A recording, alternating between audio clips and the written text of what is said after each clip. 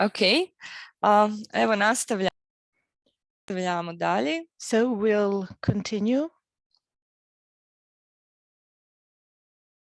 Again, thank you very much for your time and for being with us today.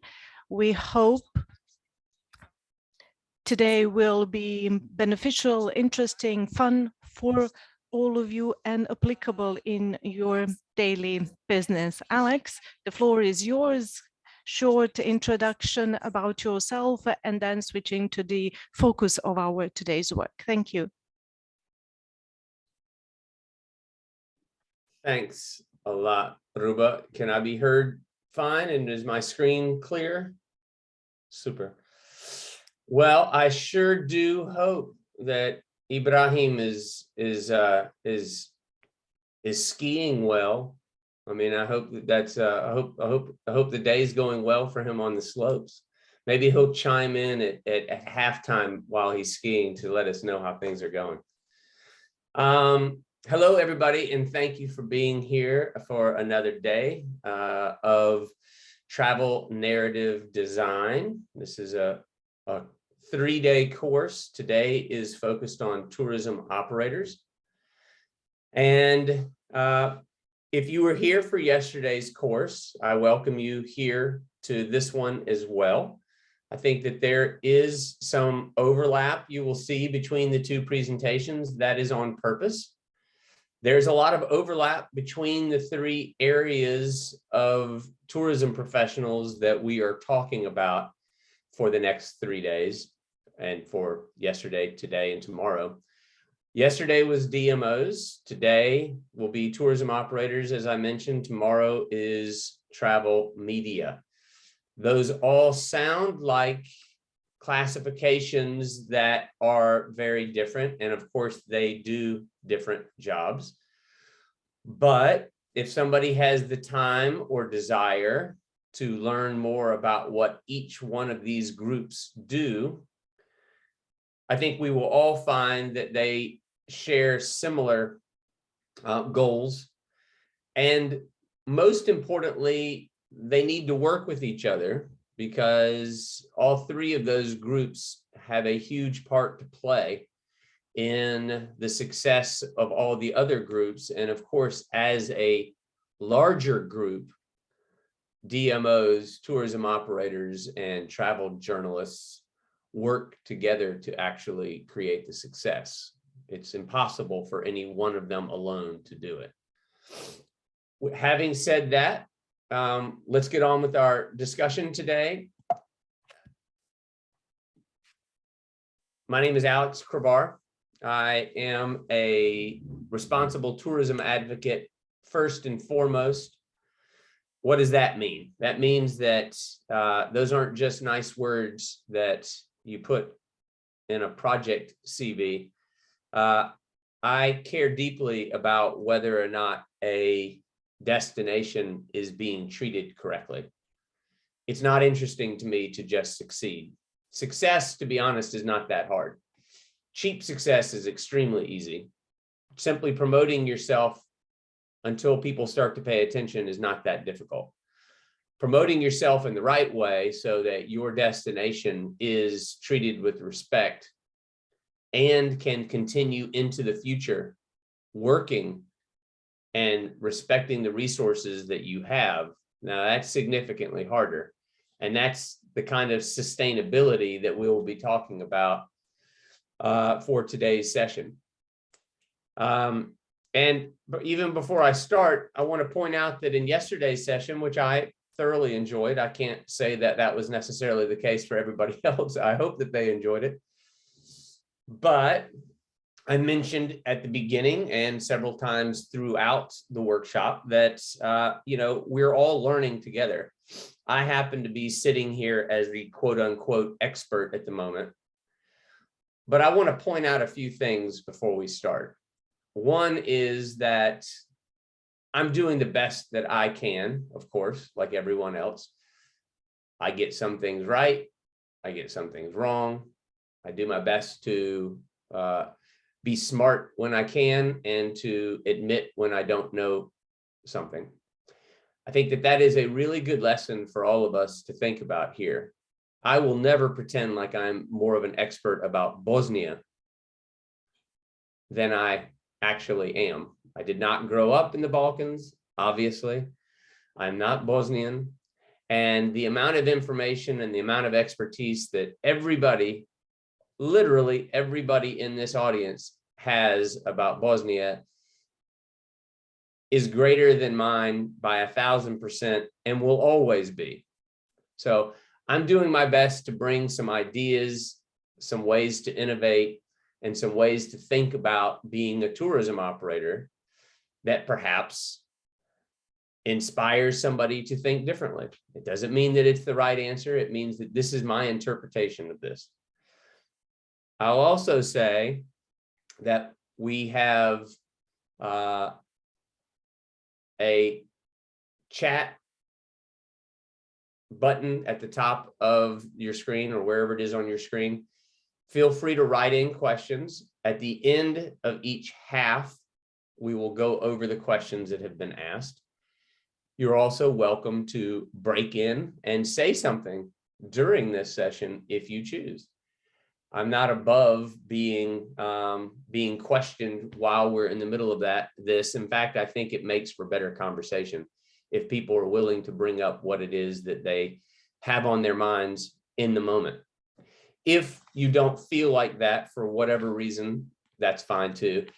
My email address will be at the end of the presentation today. Anybody is welcome to be in touch with me into the future as long as you choose. And can I assume that my voice, everything is still working out? Am I still being heard normally? Just any kind of yes would be helpful. Ruba or anybody else? Okay, super. So all good. Okay, good. So having said that, as I mentioned many times in the presentation yesterday, I like to learn. I want to learn just like everybody on this phone call is. We're all in this together. I'm a tourism professional just like everybody else here. I've been a travel journalist for more than 20 years. I write for a whole lot of publications, which you should not be impressed by. Anybody who works for this long in this profession has written for a lot of people. So I know I have the publications there that I've worked for. That's not meant to be bragging. It just happens to be that I've worked for a lot of these publications. I think all of these publications are ones that I have written about Bosnia for, which is maybe more important and more interesting. But anyway, yesterday, though, I have, several of you on this phone call I know already and have known for years. And some of you, of course, I don't. Many of you, most of you, I probably don't. But yesterday, after the discussion, somebody messaged me on Facebook, a friend, and made a very simple observation, which I want to share here because both I need to own what I said yesterday, and I also need to make sure that I am better today and tomorrow and frankly into the future. I have the habit that many foreigners do of simply saying Bosnia instead of saying Bosnia and Herzegovina. Perhaps a lot of people do that. I don't know. I'm well aware that, and I should know better because as a writer, I would never just simply write the word Bosnia. I would always write the word Bosnia and Herzegovina because of the need to be both sensitive and aware of the fact that there are two regions and both regions are important. But the reason that I bring this up isn't just to admit my mistake. The reason I bring this up is because this is a really good example about being proud with tourism, which is largely the point of this presentation today. Yes, storytelling is the title, narrative design is the title.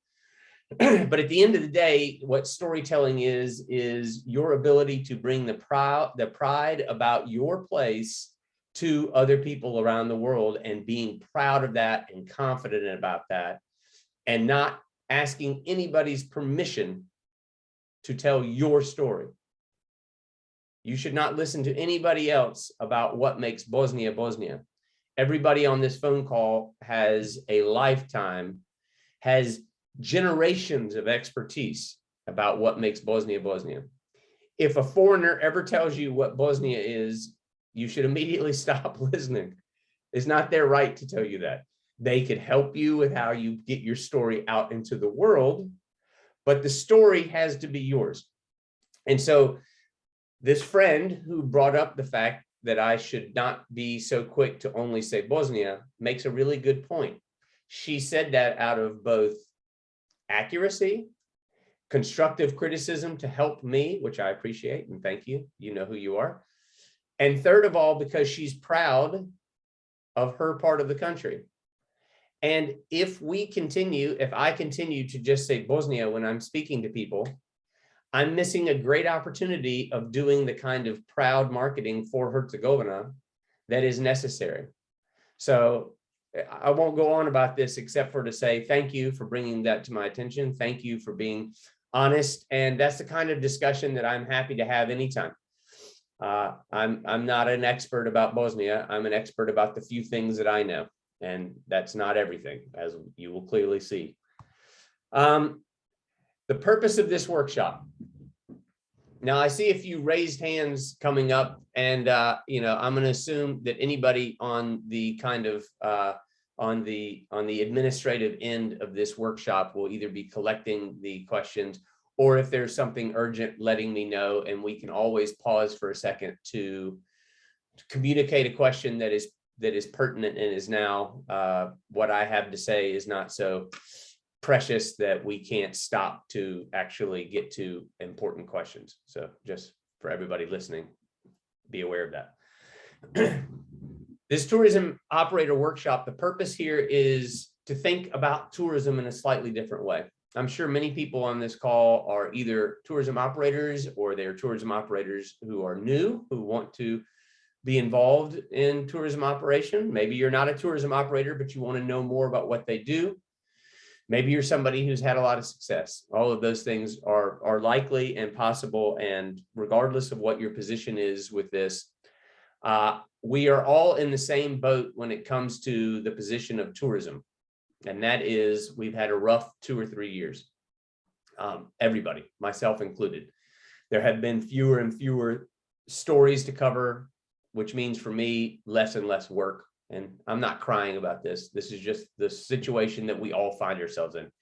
Everybody needs to figure out a way to be innovative, to change their approach, to learn how to do things differently, to be smarter, to complain less. And that's certainly my situation. At the end of the day, we're all real lucky. We're covering and working in tourism.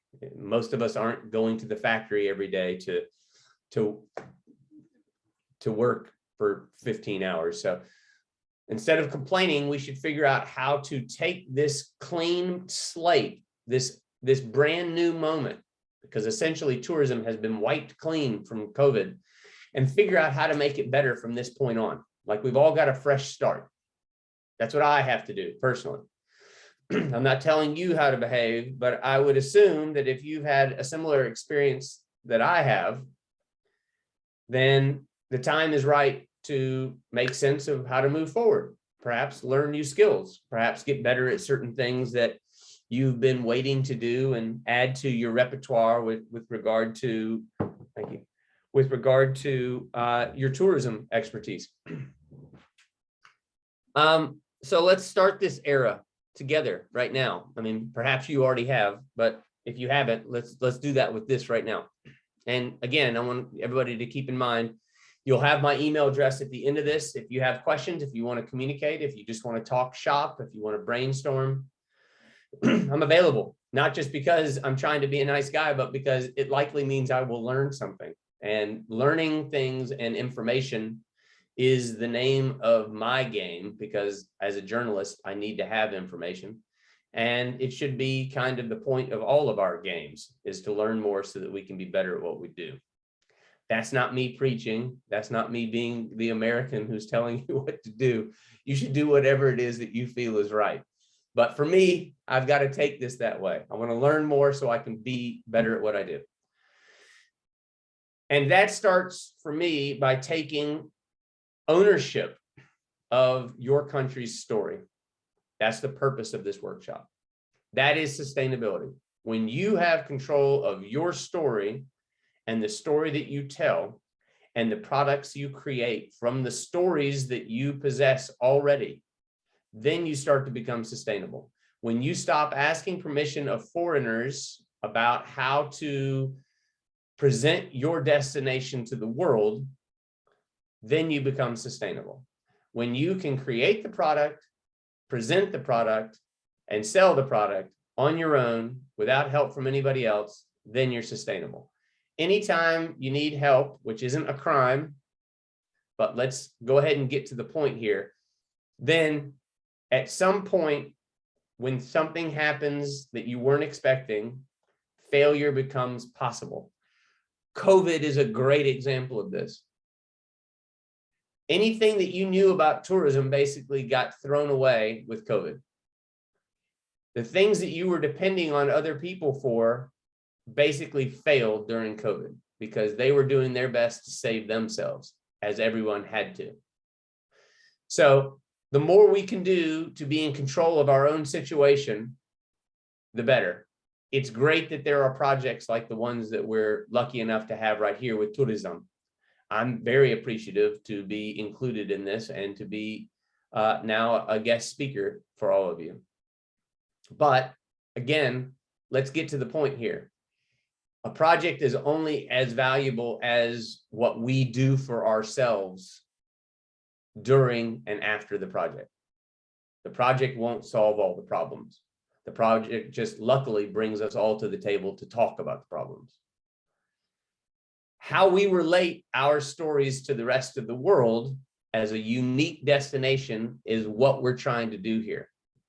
I've heard multiple times from multiple countries who try to present themselves as the best, the most fascinating, the best whatever place on the planet. And the fact of the matter is that's just not true. Bosnia is fascinating. It is exciting. It's not the most fascinating. It's not the most exciting. We have to be honest about what we're talking about here. Every place, in a way, is the most exciting because every place is unique. But it's only exciting to people who are coming to visit you if you figure out how to tell the story about why your place is exciting. What is the unique way that your place is different than other places?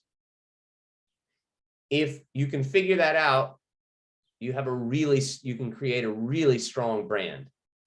If you can't figure that out, then you're just another country like all the others that are just hoping that people will come visit them. To me, that's an incredibly frustrating algorithm for success, is just hoping that people will come to your country.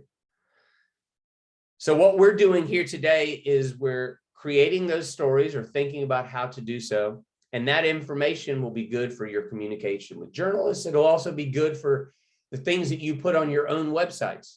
So creating storytelling isn't just a nice thing that you should learn. Storytelling should become the foundation for what you do, because it becomes a foundation of everything that you present to the world should come out of your ability to tell a story about why your product is unique. If it's not unique, then you're just hoping for success. If it is unique, then you don't even have to hope. Success is already created. This tourism operator workshop is for operators, travel product designers, DMOs, frankly, if they're interested to be here as well today, and those who want to communicate with the media.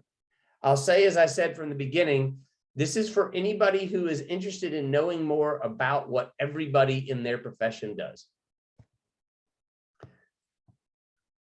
The goals of this workshop are to have an overview of this travel narrative design, to identify and communicate what a destination's narrative, what their story can be, to introduce new ways of seeing tourism with their counterparts, with journalists, with DMOs, with other tourism operators, and to establish the vocabulary of travel journalism. Why is this important? It's important because if you want to be covered in the press so that you can get word out about what you do, You need to know the process that a journalist needs to go through in order to get a story published.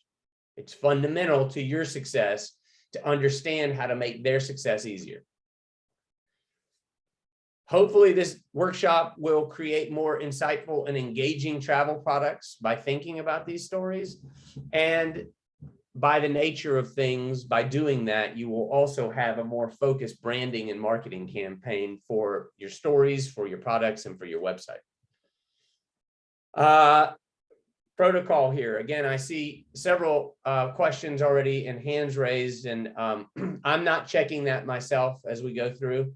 I'm going to rely on the people who are running the workshop to stop me if something is urgent or needs to be answered, and I'm very happy to answer that, just to state it again. But if you feel like you're not being listened to, that's not the case. We will answer. Super. Okay. Super. Anyway, I'll move on. Thank you, Ruba.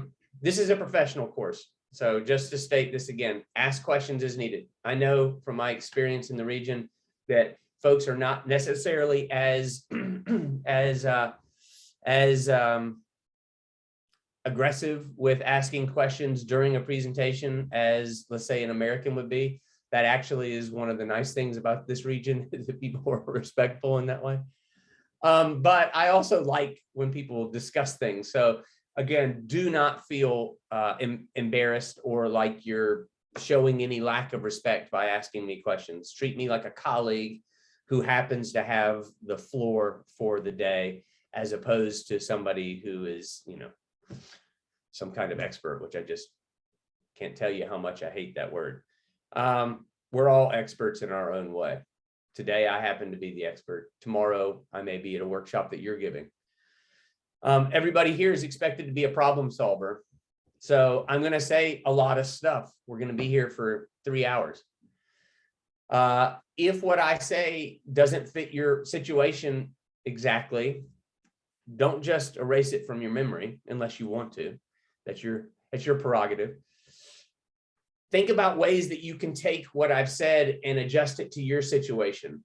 A really important part of the whole industry moving forward is for more people to be critical thinkers. What does that mean? It means when something is presented to you, don't just treat it like it's a Wikipedia entry and just read it like it's some basic fact. It is something that has been said. I will say a lot of things. What I say is something that has been said. It may not fit your situation perfectly, but there may be something in what I said that can be adjusted by your brain, by you being a critical thinker, that you can then be the innovator. I mean, that's where innovation happens. I may say something that is clever that you think is smart. I may say a lot of things that you think are ridiculous and stupid. I'm okay with that. But the point here is innovation happens when we are open and critically thinking about things all the time. I may say one thing that's interesting to you, but the rest of it's not interesting. So you keep that thing that's interesting. And then tomorrow you may hear something from somebody else that you also find interesting. And then the next day you might hear something from somebody else that you also find interesting. And you may have a dream about something else that's interesting. You put all 4 of those things together and you may have created a completely brand new thing. At the end of the day, success here is going to be about how you can be unique, not just as a destination, but as a tourism operator. How can you be innovative? Frankly, I don't even know why anybody would do anything if they didn't see a possibility for being different and being innovative. Because we spend a lot of time doing work. And I know that it's cliche, but it's a lot easier to do something that you like than it is to fight through every day, just hating what you do just so you can get to the night and then get to the next morning and hate it again.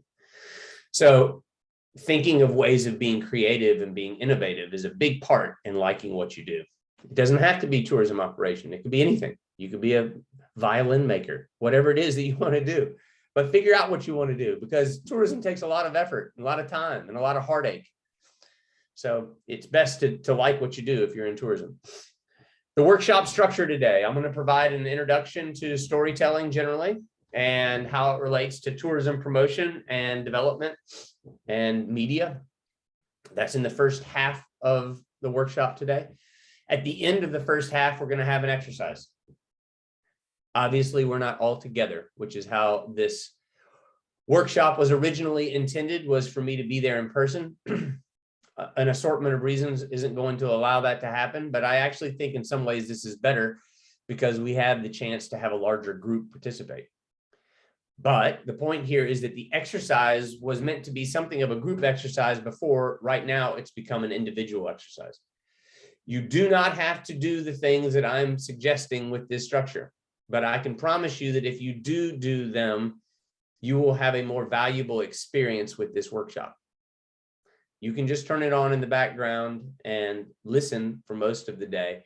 But when it's time to do these exercises, I would suggest taking out a pen and a paper and actually doing these exercises. I promise you that it will help you to be more innovative in the future. Perhaps you already do some of the things that I'm going to suggest. Even if you do, take this as your opportunity to do that today. So each professional, each person here will come up with 2 ideas for narrative-based products for your tourism operation, for you to potentially offer to the public in the future. You can go ahead and start thinking about those now, even before we start. And I would suggest for those who want to pay attention more closely, take out your pen and paper now and be jotting down ideas. There's no bad ideas. Throw them on the paper. Live with them, think about them, let them sit there. For me, when I write a story, half of my time is spent writing shitty drafts and writing really bad stories until I can erase and delete the things that I know won't work and get it down to the things that I think do work. That's part of the process. A great quote that I love is, "Inspiration is for amateurs," which means a lot of people think that the creative process somehow just flashes in your head someday out of nowhere, and then you're creative and you can write down your ideas. That's not how it works. People who are creative spend time, a lot of days, thinking about things with a blank piece of paper in front of them, frustratingly waiting for the moment that they can put together thoughts so that it becomes something interesting. Erasing bad thoughts and putting down good thoughts, and then going through thoughts that don't work and then erasing them and putting down that you have to get through the bad things to get to the things that matter. That's part of this process. We'll talk about that more in a little while. Then in the second half of the lecture, we will take a deeper dive into the process of finding and creating stories. At this point, you will know a lot about what I know about this process. By the end of this workshop, you will really know a lot about what I know. If I am something of the expert now, by the end of this, we most certainly as a group will all be equals. We already are equals because all of you are experts about stuff that I will never know and will have a lifetime to learn from you. But for this particular workshop, I'm the expert in storytelling. So that's the way it goes. But by the end of this, you'll know almost as much as I do. And what questions you have, again, feel free to ask. Then at the end, you will take, the last exercise will be to take your best of those 2 ideas and really focus on the components that make it a sellable idea to the public. That's also something you should be working on. If you've already written down 2 ideas now, you likely know the one that you probably can work on that potentially will have more success already. There's one that you immediately have been thinking about, and hopefully this course will give you, if not the information to make it better, then at least you'll have 3 hours here to spend on it, which you maybe normally wouldn't budget for yourself, is those 3 hours. If the only thing you get out of this is 3 hours to think on your own about your own idea, fantastic. But I would suggest if you have ideas for tourism products as a tourism operator, go ahead and write them down on a piece of paper today and let's work them out together. You'll think about them, and what we're doing will hopefully help that process. The introductions, the reason I kept this slide in is because obviously this was supposed to be something that was in person, but I find this still to be an important slide. And obviously you're not going to tell me who you are right now. And obviously you don't need to tell yourself who you are. If you do need to tell yourself who you are, then I would suggest going to get a cup of coffee and kind of snapping out of it, unless being multiple people is your thing. And then, you know, I say go for it. But I would write down, if not your name, perhaps what you see yourself as being: a tourism operator, a DMO, a mom, a dad, whatever, where you're from. The reason I'm asking you to do this isn't because you need to know where you're from, but you need to keep in mind what you represent. What your main job is as you see it. If you're a tourism operator working in culture and adventure, write that down. Go ahead and put on paper in black and white, pen on paper, what you see your job as. Go ahead and make it official in front of you, at least right now. What do you think your region or Bosnia and Herzegovina's main magnet should be, or what you think it is? And then what is the biggest issue that you are having with promotion? Put all these down here so that they're not just floating around. Let's get some real questions on the board here so that hopefully we can answer them as we go through today. Remember, this is for you. I'm getting paid to be here because I love doing this and I'm appreciative of the work, but I also am here because I love tourism and truly love Bosnia and Herzegovina. So doing this in a way that hopefully helps folks to think in a different way about tourism, even if you decide all the things that I say today are just not worth putting into action in your business plan, fine, I won't be offended. The purpose here isn't to act like I'm some kind of prophet. The reason for being here is to give you a different perspective. It's up to you as a critical thinker to take that perspective and run with it, or let it, or forget it, whatever you need to do. So what is storytelling with I'll read it here, with heritage development and promotion? I prefer the word narrative, but we'll use these two words interchangeably, story and narrative. When we're talking about telling stories, we're not talking about what tour guides give to tour groups, although that's incredibly valuable. This is the kind of macro story that we're telling about a destination through the product that a tourism operator gives. So it may seem like a product. Meet at the Holiday Inn in Sarajevo. We'll pick you up in a van. We'll take you in the combi to wherever. We'll do a hike. We'll have a special meal. We'll come back. That's the logistics of the product. And that's obviously very important. And it's not just important, it's necessary. But what we're talking about here is, what's the overall structure? What's the overall reason for even doing that? Why is that important? It's not important just to have some greater meaning for what you do, although I personally think that that's an important thing, but that's not the reason we're talking about this today. It's important because you need to be able to share that with the rest of the world so that other people can be interested in your region. Other people who aren't already in the region, and people who are in the region. But if you want to communicate with somebody in the US or Japan or England or Russia or China or France or wherever, they need to understand why this is important to them, right? And the idea that they're getting picked up by a combi at the Holiday Inn to go do a hike, you know, they expect that that's going to happen. I mean, that's necessary. What they want to know is why they would do this. They want to know why this is a unique experience that they can only have with you, with your region in Bosnia and Herzegovina, and why this is something that would promote them booking a trip to come to Bosnia and Herzegovina this year instead of going to Spain. That's what it comes down to.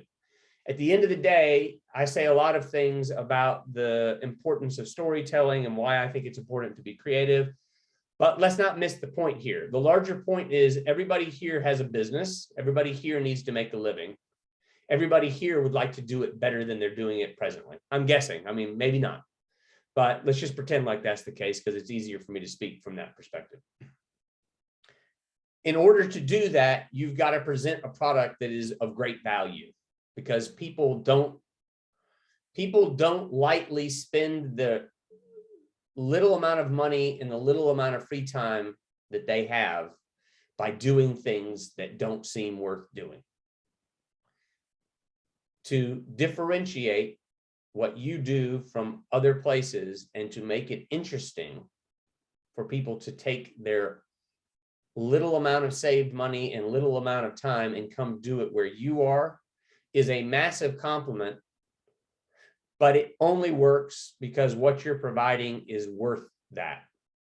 If it's not worth that, they may still come. But there's also the negative consequence of that.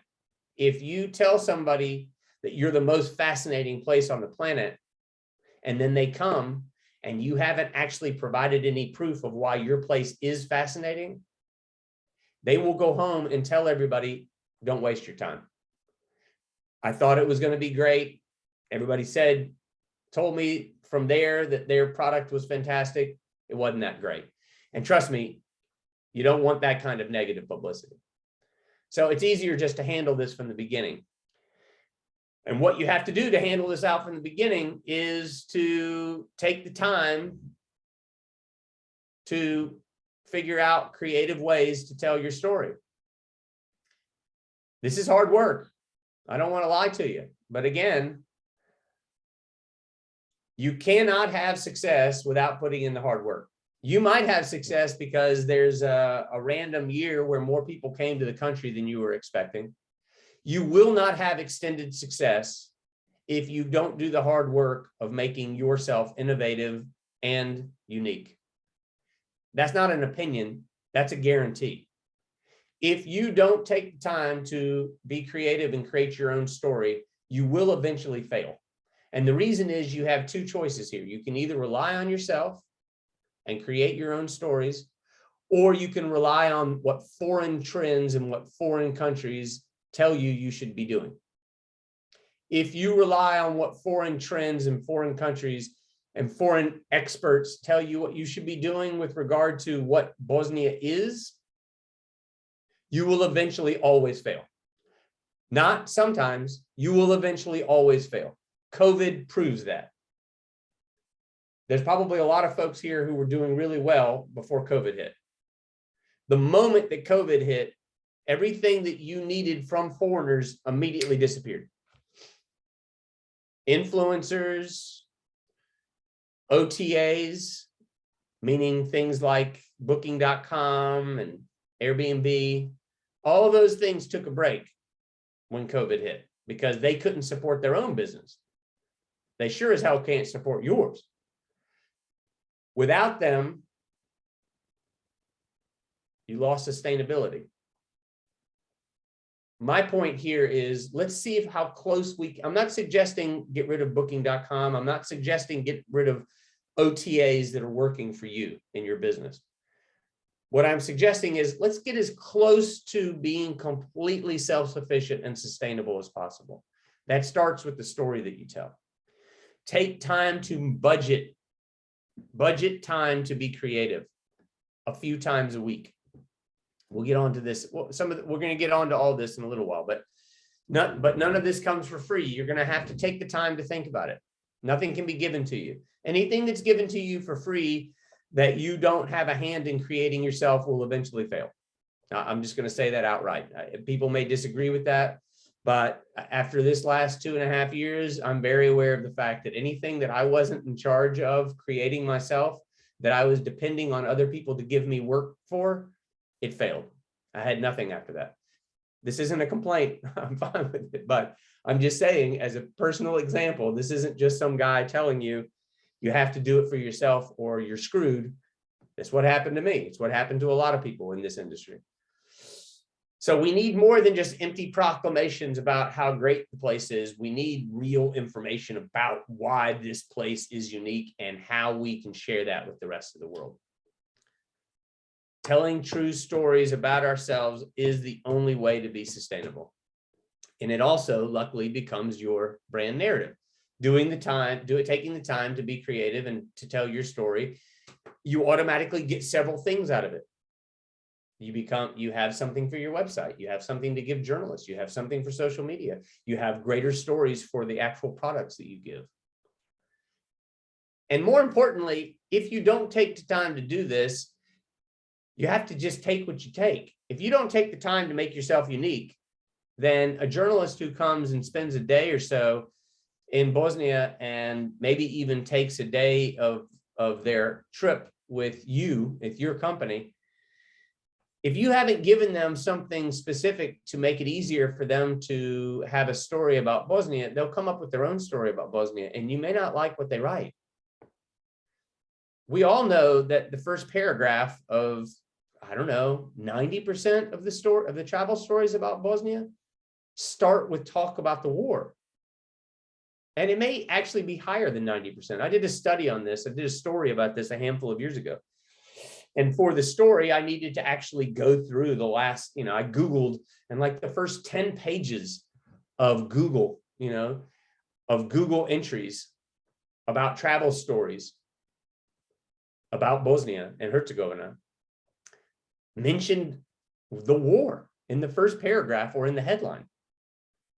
And the stories weren't about war. They were about hiking. They were about art. They were about theater. They were about the movie. They were about the film festival. They were about, visiting Sutjeska. They were about rafting in Banja Luka. I mean, but they all mentioned the war. The reason that they all mention the war is because nobody's taking the time to tell the story of Bosnia. They're leaving these journalists to tell their own story. And I can guarantee you, as a journalist, magazines don't care that much about Bosnia and Herzegovina.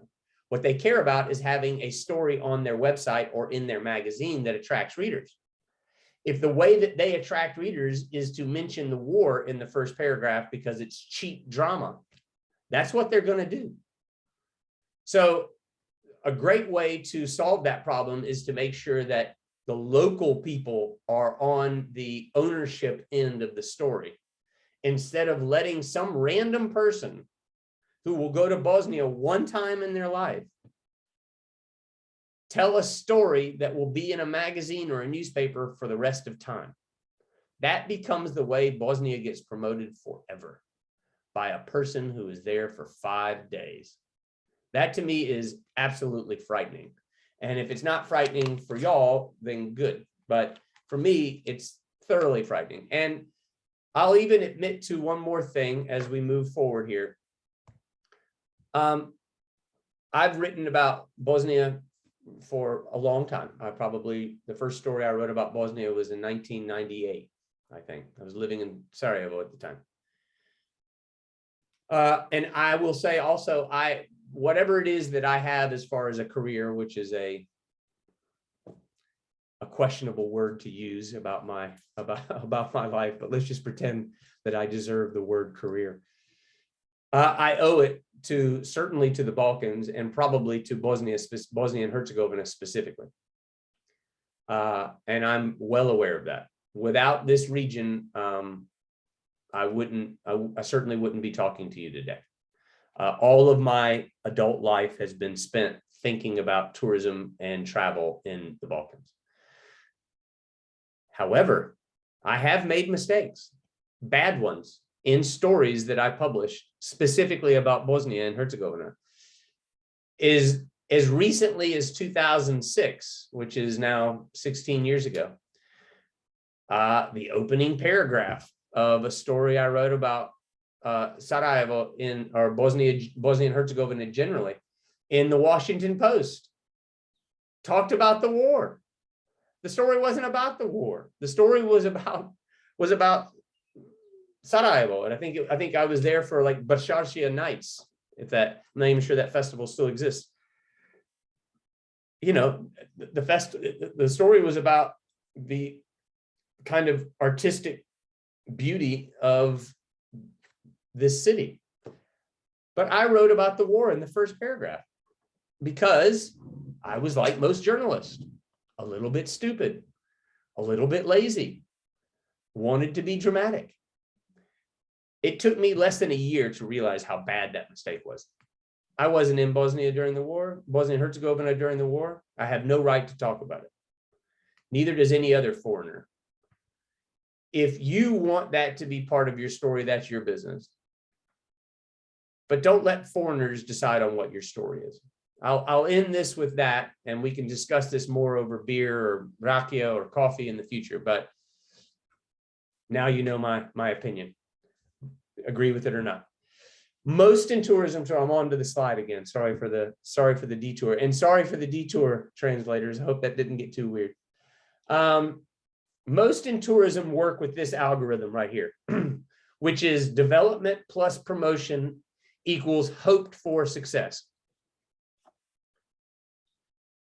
And every project basically runs with this algorithm. They come, they spend money, they develop, they have the best intentions, and that's great. And it's always people are always appreciative for it. It helps, there's no question.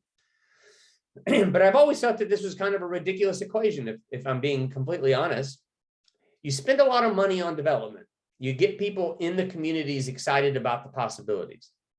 And then you wait to the end. And I've done this myself. So again, I'm not making fun of any project. I've been a part of several projects. This is what I've always done too, until recently. We spend a lot of time developing, we spend a lot of money, or somebody else does. It's obviously not my money. And then we wait to the last minute to promote it because suddenly we need to show everybody above us that we did something with all the time that we spend here and all the money we spend here. And that promotion is super important. It's super important for the success of the project. It's super important for all the people who are working on the project. It's super important for the destination where the project is taking place so that the development there has some promotion and attracts people to come enjoy the destination.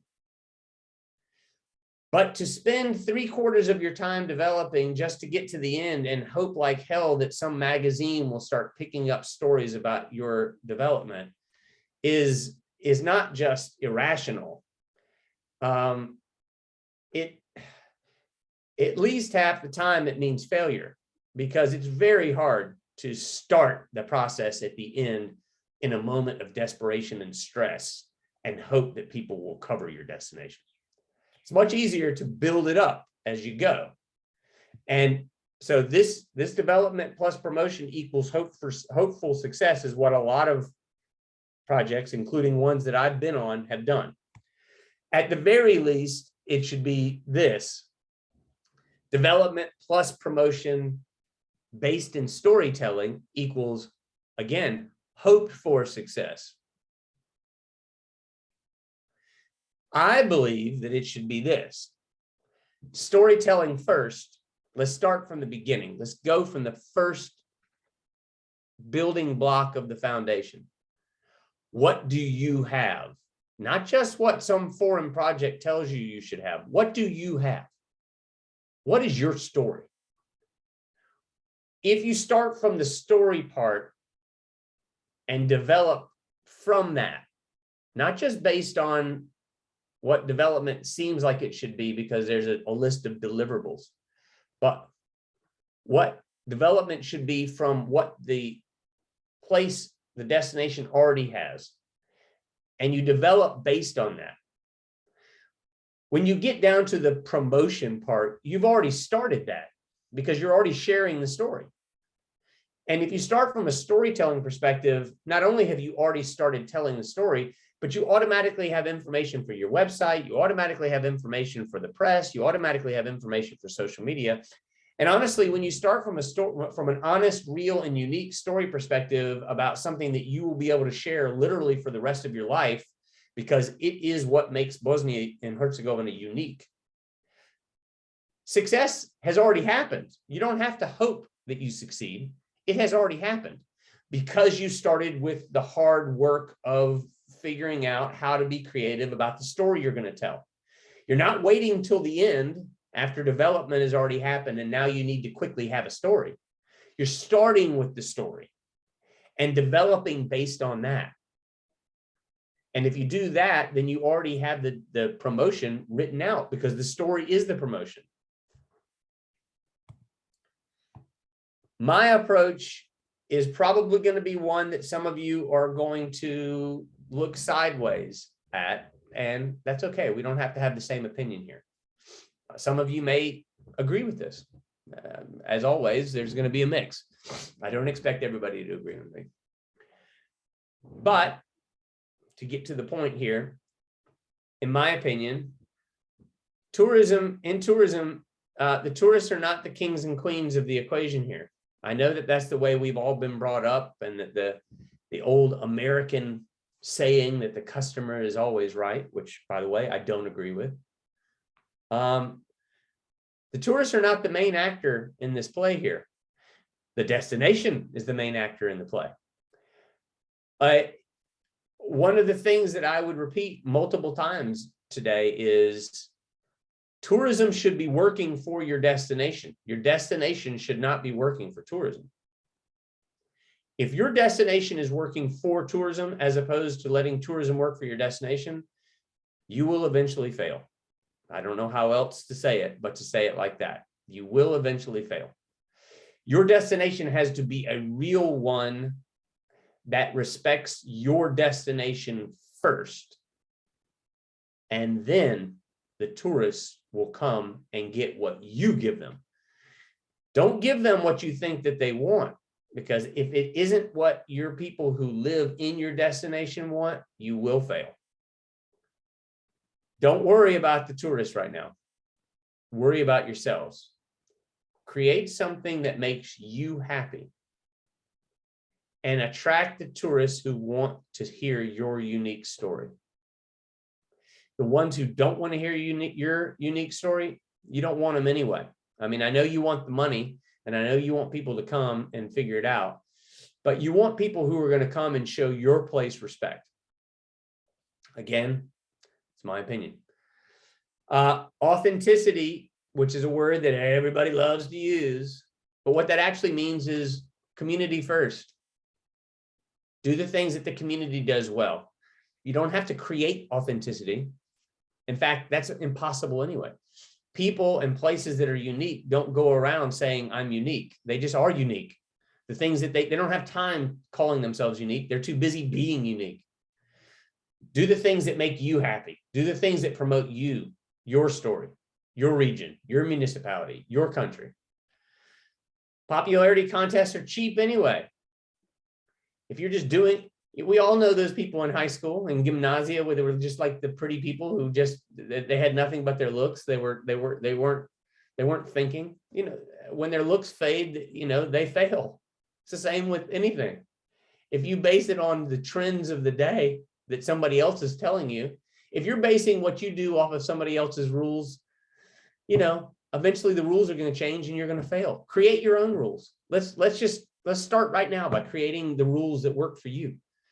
Do it confidently. Don't ask anybody's permission. This is your world. This is your product. This is your life. And the great thing about the storytelling equaling development is you've already started the process of giving journalists the stories that they need, which to some degree is why we're here, is how to create that unique story so that we can promote it to the rest of the world. And I'm not a complete fool. I'm aware of the fact that part of what we're doing here is inspiring people to be creative. But a huge part of what we're doing here is creating a situation where Bosnia has more business. You know, let's just get down to the brass tacks, as they say. The more business Bosnia has, the easier it is to be happy about the position that it's going. But my point is, don't just take cheap business because it doesn't last. Let's take the time to create real business that lasts into the future so that people are going home and saying, I can't believe how good a time I had in Bosnia. I wasn't expecting any of it. The food, the adventure, the culture, the people, it was just amazing. Then you have something that becomes viral. not just a one-time tourist who came because of some cheap marketing campaign. I'm going to drink a little bit of water. Jubilee. So what does this all mean? A story first process puts the destination first, as I've just now said many times. It never goes out of style. This is also important. Storytelling is not trendy. I mean, I know that it's kind of trendy today to talk about it, but at its basis, it's not a trendy thing. You telling the story that you learned and the lifestyle and the traditions and the heritage that you learned from your parents and their parents and their parents and their parents, it doesn't go out of style. It's not a trend. It is what you are. You're not basing what you do on doing the latest trend in tourism. You're basing it on what you already own. And that's a huge point to be made here. And this may be in some way the point of the whole thing. You have already inherited everything that you will need to be successful. Yes, it's cool when there's investment in tourism. Yes, it's cool when projects come and bring us all together to talk about it. Yes, it's cool when there's money that's spent on infrastructure and some of the other mechanisms that are needed, like a better portal to support the tourism businesses or better social media so that Bosnia and Herzegovina is better known to the public. Yes, all that stuff is true. But that's not the trend that we're talking about here. You already own everything that you need because you own an inheritance of culture that has been earned for you by many different generations.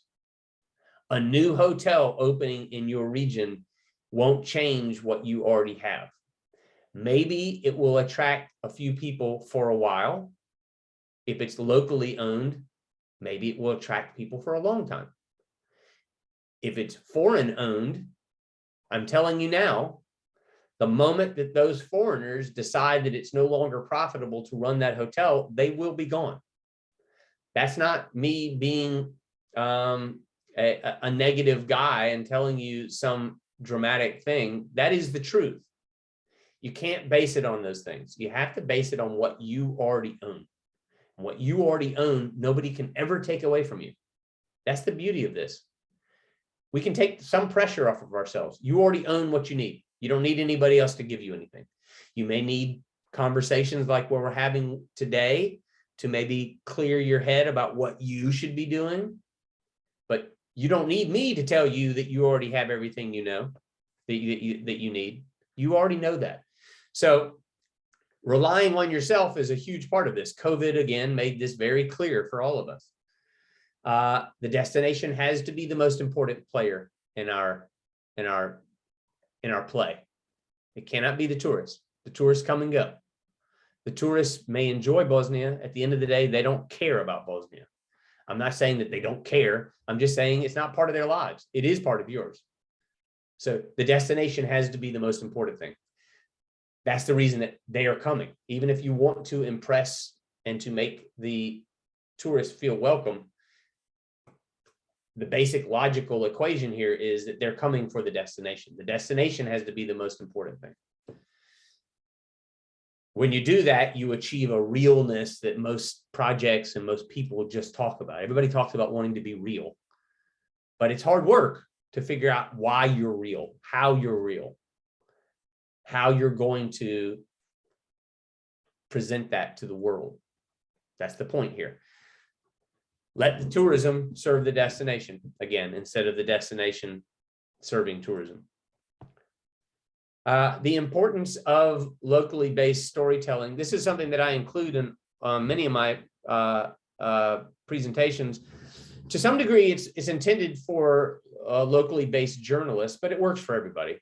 I'm a big advocate of there being more locally based travel journalists.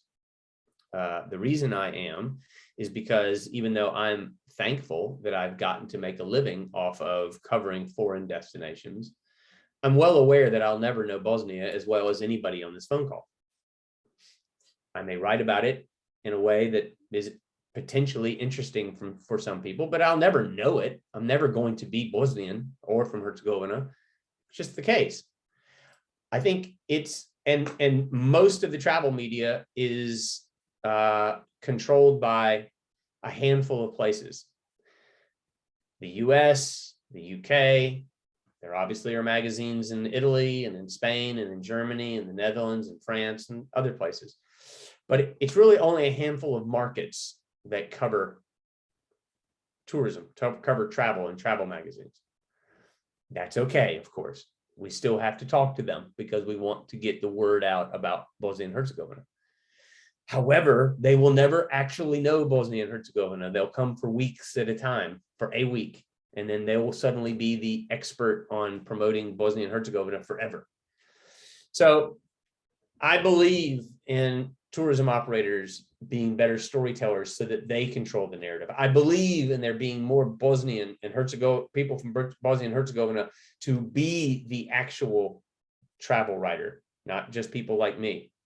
And the good news is half the people, more than half, the most of the people in Bosnia and Herzegovina speak English incredibly well. Many of you speak English as well as I do. Some of you probably speak it a lot better than I do. Many of you write English as well as I do. And with the ability to email editors, which you can do obviously today, when I started, you couldn't email editors.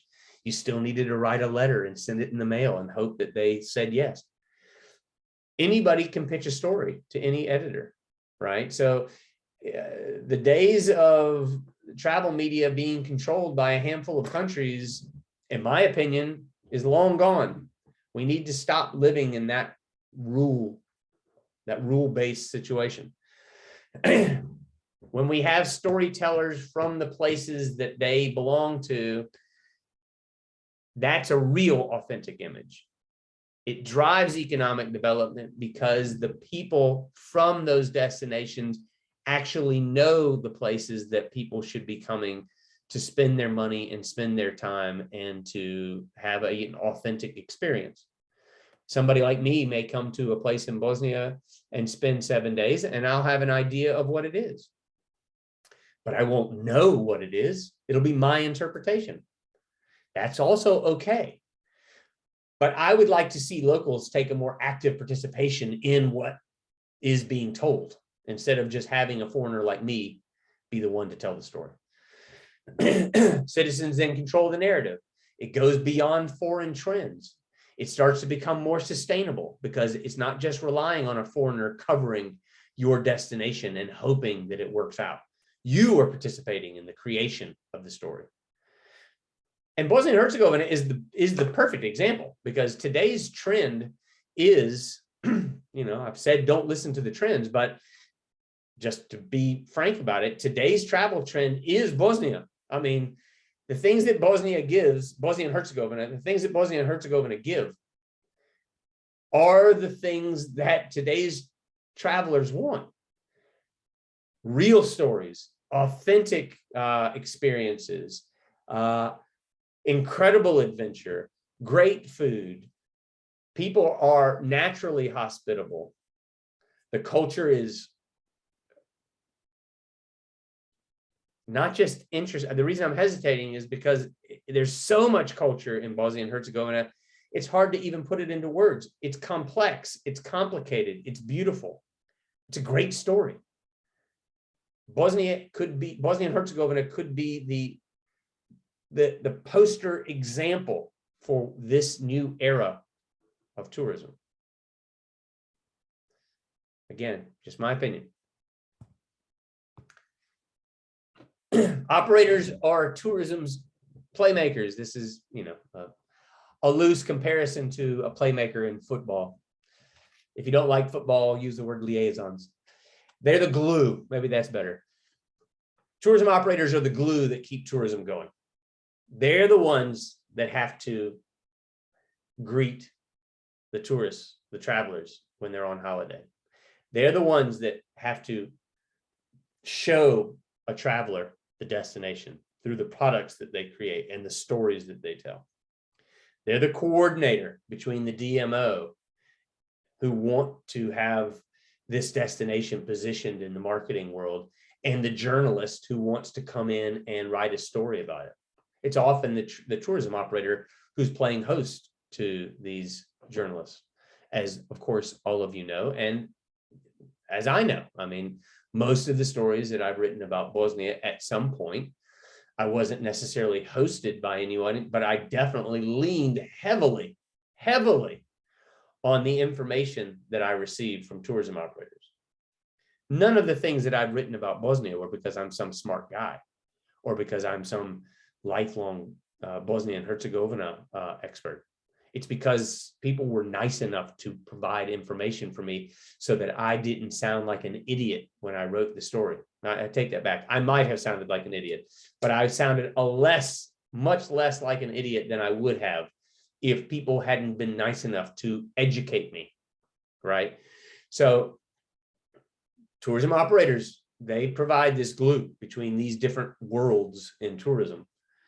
They create the experiences that holiday goers, that travelers have while they're at this place.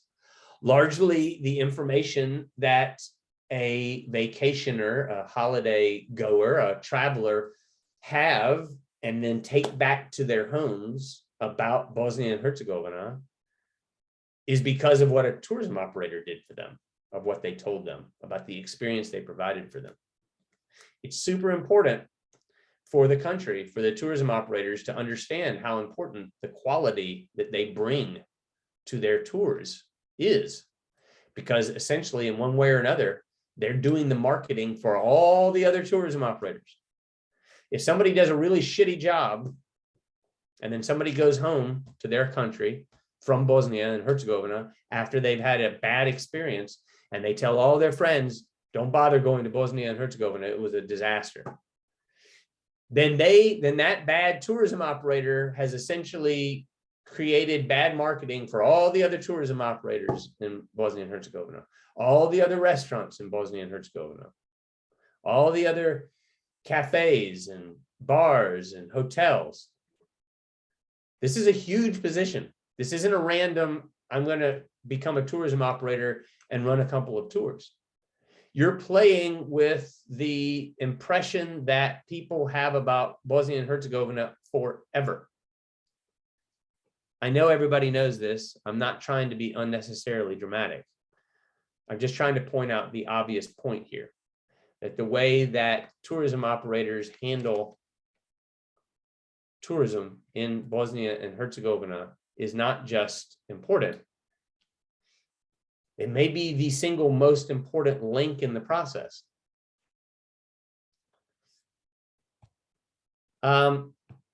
What is real sustainable tourism? In some ways, this is taking a little bit of a back step to summarize a little bit of what we've done. We've got about 10 or 15 minutes before we take our first break. But in that time, I want to talk a little bit about where we are and where we're going here. Real sustainable tourism to me is folks who are in control of their own situation. If you are not in control of your own situation, and only the people on this phone call who have written down the things about what they do and who they are and what their ideas are can know this, then figure out a way to change that. Be your own boss. This is one of those areas of work. These are one of those professions where you should be your own boss. Not somebody else telling you what the rules of the game are. Because as anybody who does this well knows, you need to be a little obsessive with this. You need to be thinking of ideas all the time. You need to be ready for a phone call at any hour of the day or night from somebody who you're hosting or somebody who is a traveler who is paying you to be their guide. Or if you're the owner of a company, of one guide or another who's on a 4-day trip with clients and they're having car trouble out in the mountains, or some restaurant didn't get the reservation correct, so now you have 20 people on a tour who have nowhere to eat, or a hotel in some city or town or village in one part of the country didn't write your reservation down right. And so now half the people are all staying in rooms without air conditioning, and men and women who don't know each other are sharing the same room, or somebody's complaining about their pillow isn't good enough, or whatever. I mean, everybody who's on this phone call has been through a million of those questions, a million of those issues. You have to be obsessive and ready for that at all times to be a successful tourism operator, which means you really need to like what you do, right? Because those aren't fun moments. Those are the moments you don't want to have to deal with, but you have to deal with as part of the job. And the way that you make up for dealing with those kinds of moments is by having all the other moments that you actually really enjoy. Developing the tours, meeting people, seeing people happy because they've discovered Bosnia and Herzegovina in a way that they never imagined that they would have. Exceeding expectations, both what they thought that you were going to, meaning the traveler, what they thought you were going to provide them, and what Bosnia gave them, going beyond what they thought was possible. Those are the fun things. The balance there is you have to deal with a lot of stuff. There's a lot of details. The driver has taken a whole group of travelers to the beginning of a hike. They hike the hike and come back at night, and the tour guide has lost the keys to the combi. You know, who's dealing with that? You. So these are important moments. But to be real and to be sustainable means to be in control of your own destiny here. This sounds like things that people say in a project, and perhaps it is, but it deserves logical thought here. A destination is a vehicle to share its unique culture, its unique heritage with the world. It's not just a place people come. You are figuring out what that heritage is. You're the one who's in control of what that story is. A unique destination doesn't need to ask for permission. I've already said this, but I think this is super important. I don't care what foreigners tell you. You do what is in your heart and what you think works best for your place. You do the things that make you as free to be as creative as you can be. You don't need anybody's permission to be exactly what you are. You don't need my permission or anybody else. You just need the confidence, and people are attracted to confident people. They're attracted to confident destinations. They want to see what everybody's talking about. They're not attracted to places that are desperately trying to get people to come there based on empty promises. If a destination conforms to another place's rules, I'll state it again, eventually they will fail. That's not a if, that is a yes, they will fail eventually, because the rules change. If you're not the one creating the rules for yourself, if you're living by somebody else's rules, you will eventually fail. When those rules change and you're not there to have a say in what the new rules of the tourism game are, you will fail. The only way to guarantee that you won't fail is by telling your own story, because nobody can take that away from you. Your destination is the best version of your destination that has ever existed and will ever exist. Nobody can ever be your destination. The issue here is what makes it that way, and how do I tell the rest of the world that? So the great thing about this is you can take a little bit of pressure off of yourself here. Because you don't have to worry about what other people tell you you have to do, you can spend more energy trying to figure out what it is that you should be doing. You can figure out how to be creative. You don't need to wait on anybody else. Take some pressure off. You already have all the things you need. You already have your culture. You have your mountains. You have your food. You have your people. You have your art. You have your music. You have the things that already create Bosnia and Herzegovina as a place people want to see. Now, take the pressure off yourself worrying about what other people are telling you should do, and think more about what you should be doing. Again, do you enjoy what you do? Super important. That's not just one of those like fortune cookie things where everybody says you should enjoy what you do because it makes life better for living. You know, please, I'm not so much worried about being cosmic in that way. I'm talking about it from a pure logic perspective. You need to enjoy what you do because it's hard work, and you need to be able to make what feels like work sometimes also feel like play, feel like being creative. It's helpful for you to start being creative and it being something that you enjoy enough to where you look up and 2 hours have passed by because you enjoy what you do so much that you weren't even paying attention to time. If every time you sit down to do this, this is a struggle and it feels like work, I don't know how to say this without being mean, but I'm just going to say it anyway. You should get out of the job. You should change professions because it's not going to change. It's always going to feel like work if you don't enjoy it. It will feel like work sometimes, regardless of whether you enjoy it. But those basic fundamental parts of work, creating, enjoying meeting travelers, enjoying telling your own story, that needs to feel like life instead of like work. The beauty of all of this is once you've had some success with creating creative projects, it helps to pave the way. You start attracting people. They start expecting that the things that you're offering are creative.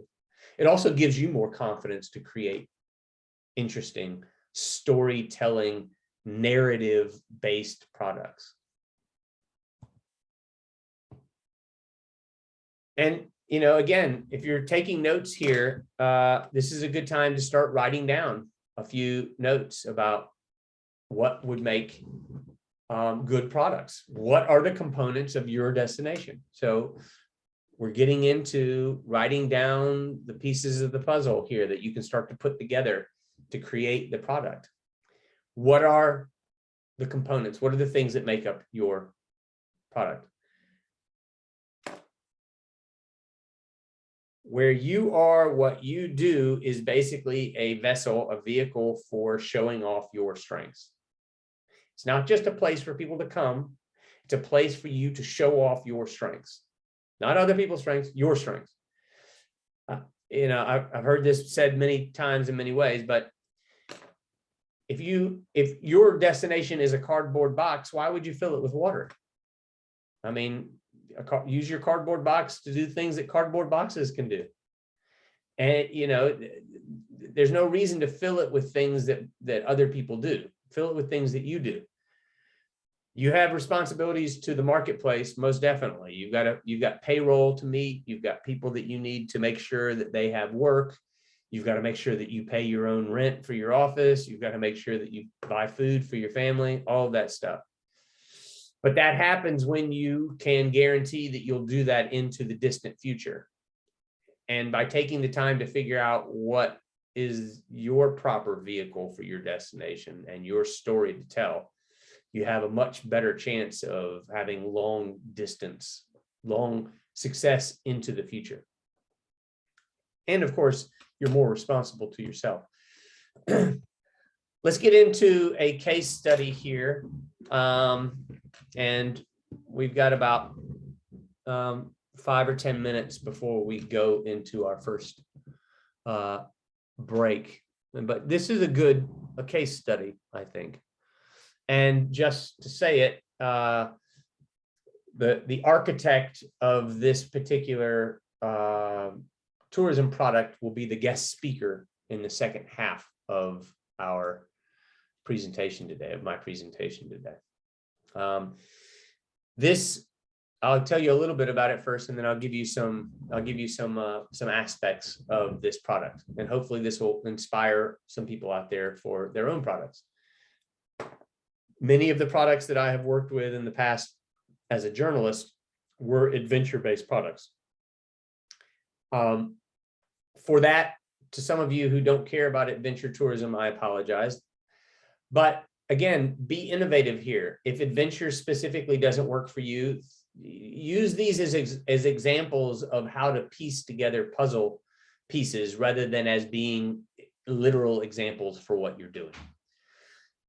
Bike Slovenia Green is a route, a cycling route that connects the northernmost part of Slovenia, Kranjska Gora, starts in Kranjska Gora and goes down the western side of Slovenia, down the Soča Valley, and it ends on the coast in Koper.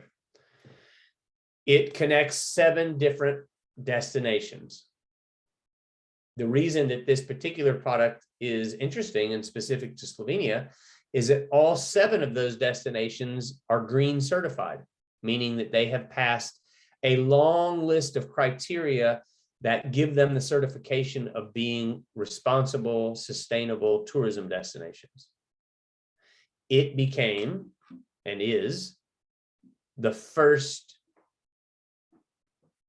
product, the first cycling or hiking route in the world to only connect, to only stay in green certified destinations, villages, cities, towns along the way of this route.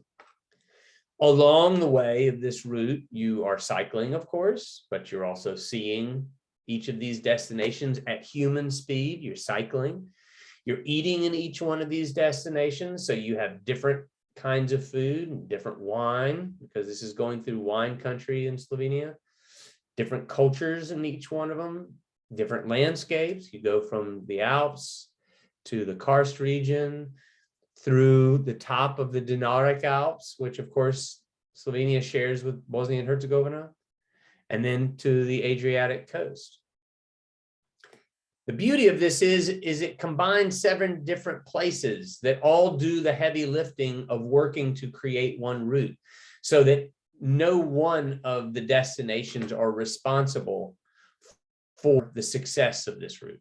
They're all working together to make the whole route successful, so each of the places along the route have potential for success. You can tell I clearly love the idea of trails and routes, because it allows everybody to work together for a larger purpose, and then each place benefits without any place having to take all of the risk.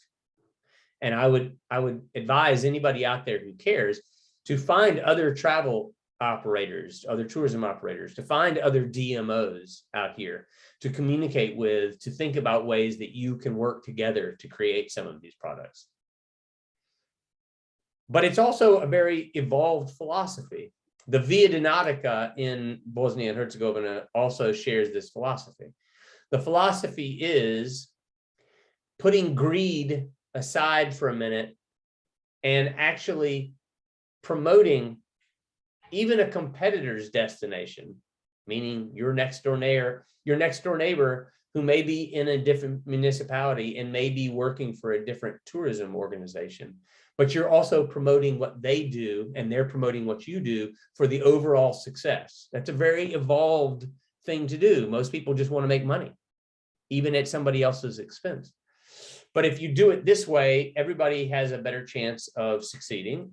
And of course, the positive here is that the country as a whole then has an interesting product to share with the world, to share with journalists, to share at tourism fairs like ITB or wherever else that you go and share the success stories of Bosnia and Herzegovina. And then by doing that, the whole country gets lifted up. That's also, it's super important. So just to state this with this particular Bike Slovenia Green, it does a few things that are important to remember with tourism products. First of all, it's extremely easy to explain. It starts in one place, it ends in another place, it only goes to green certified destinations, and along the way, you see different culture, eat different food, drink different wine, see different landscapes. You go from the mountains to the sea. Easy.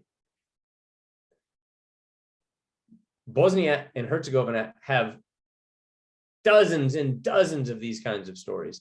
In fact, one of the specific reasons why I choose Slovenia is because if you replace Slovenia here with Bosnia and Herzegovina, you have the same opportunities. In fact, the countries from a geographic standpoint are actually quite similar. They're both filled with mountains and they both have a certain amount of Adriatic coast.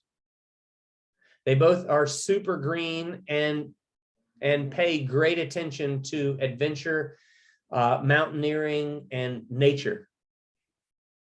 The ideas of what works in Slovenia could easily work in Bosnia. So I'm not just promoting Slovenia here. I love Slovenia the same way I also love Bosnia and Herzegovina. Same way I love Croatia and Serbia and Montenegro and Kosovo, and Albania, you name it, North Macedonia.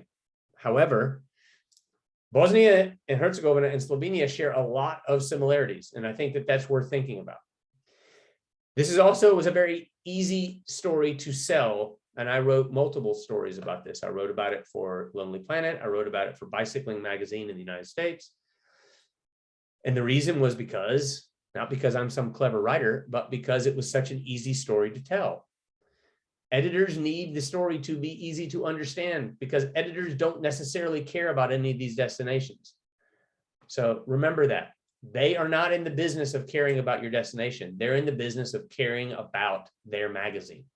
They're in the business of providing information for readers who continually come back to their websites and their magazines so that their websites and magazines can make money.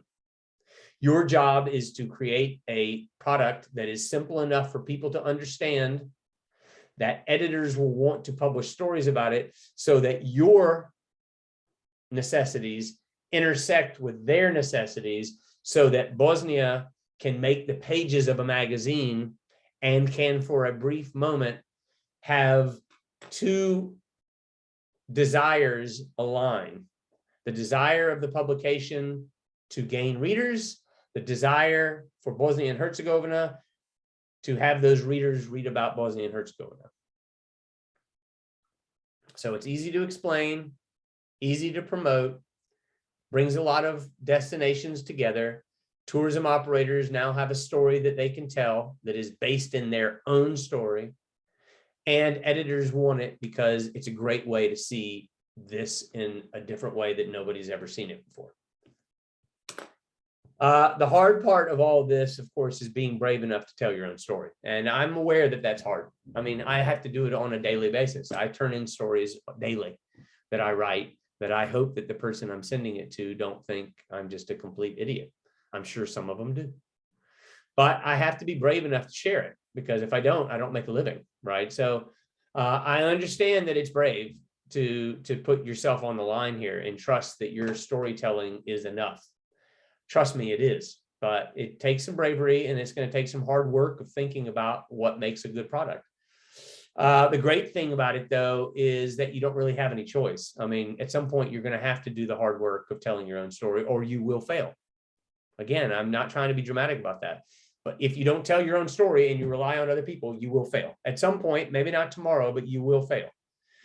So you got to do it anyway. And it really makes sense to go ahead and start the process of finding and thinking about the tourism operators, the DMOs, and the journalists who you like to communicate with to come up with these ideas so that everybody can benefit.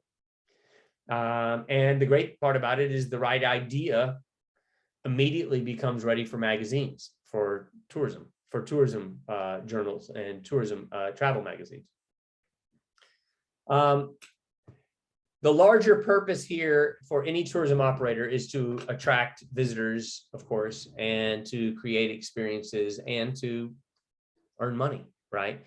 So the question is how, and that's what we're going to investigate a little bit in the second half. But don't leave quite yet because we have our exercise that I'm going to explain.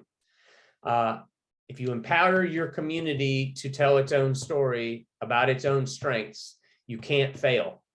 It may take a little while for it to get up and running, but you can't fail because nobody can take that away from you. That is what you have. Slick, empty marketing will do nothing for you in the end. Slick marketing is great, but it's significantly 100% better if it's based in real information. Work with locals who you know to get the most out of what you can get out. Do you know folks who make a certain kind of food, who make a certain kind of wine, who have a certain skill, who make some kind of object, furniture, clothes, whatever it is? Incorporate them into this. Be innovative. Can you combine food with adventure, with the creation of some furniture or design, and then give people a real value for what they've come to see Bosnia for? Not only have they come and seen something they've never seen before, but they're doing it in a way that is incredibly beautiful, and they could never have imagined how much culture they were going to see. I know that that culture may not be as important to you now because you're used to it. But as I almost always say, travelers want to see your grandmother making bread.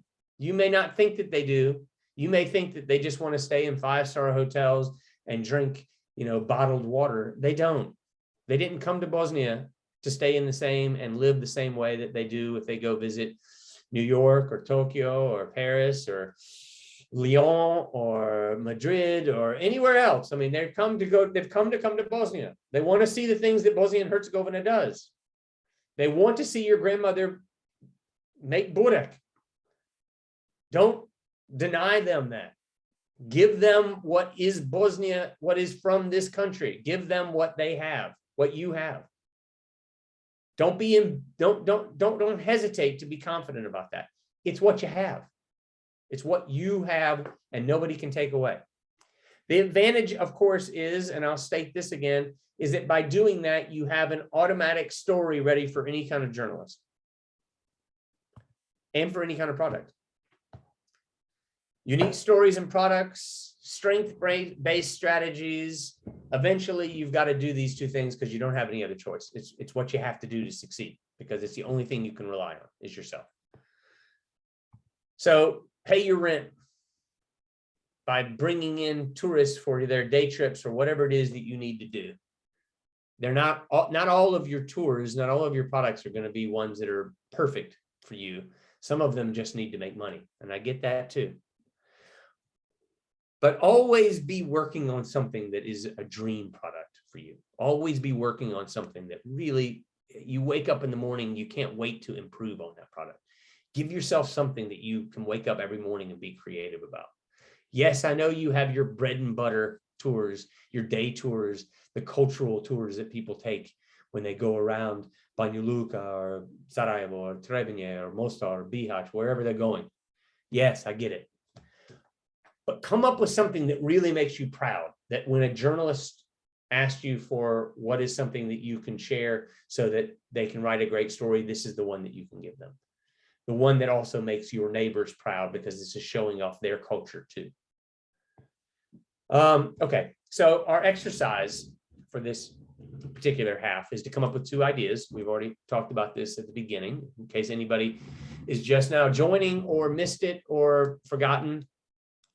We're coming with 2 stories for 2 products that are based, or 2 products that are based in 2 stories about what it is that you think would make, good things that you would explain your culture to the world, that are both that are tourism products that are for people who are coming to visit.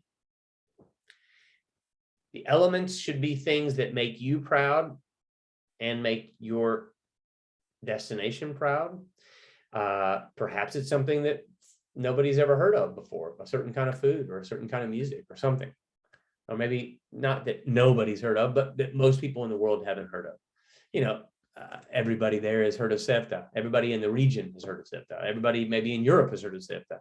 But I'm guessing that not everybody in the world knows what that is. You can probably package that and have people from all parts of the world who have no idea what you're talking about. So it doesn't have to literally be something that nobody's ever heard of. But is it something new now? If you have something that's happening, maybe there's an anniversary in your region or in your destination that would make for a really good tourism product today, this year. Is it a certain culture? Is it a certain food? Is there adventure? Who else is involved in your process? These are things to be writing down and think about. Maybe you just take a little note. Who else do you trust when you're creative? Is there a DMO or another tourism operator? Or maybe there's a journalist there that you need a different perspective about what you're doing.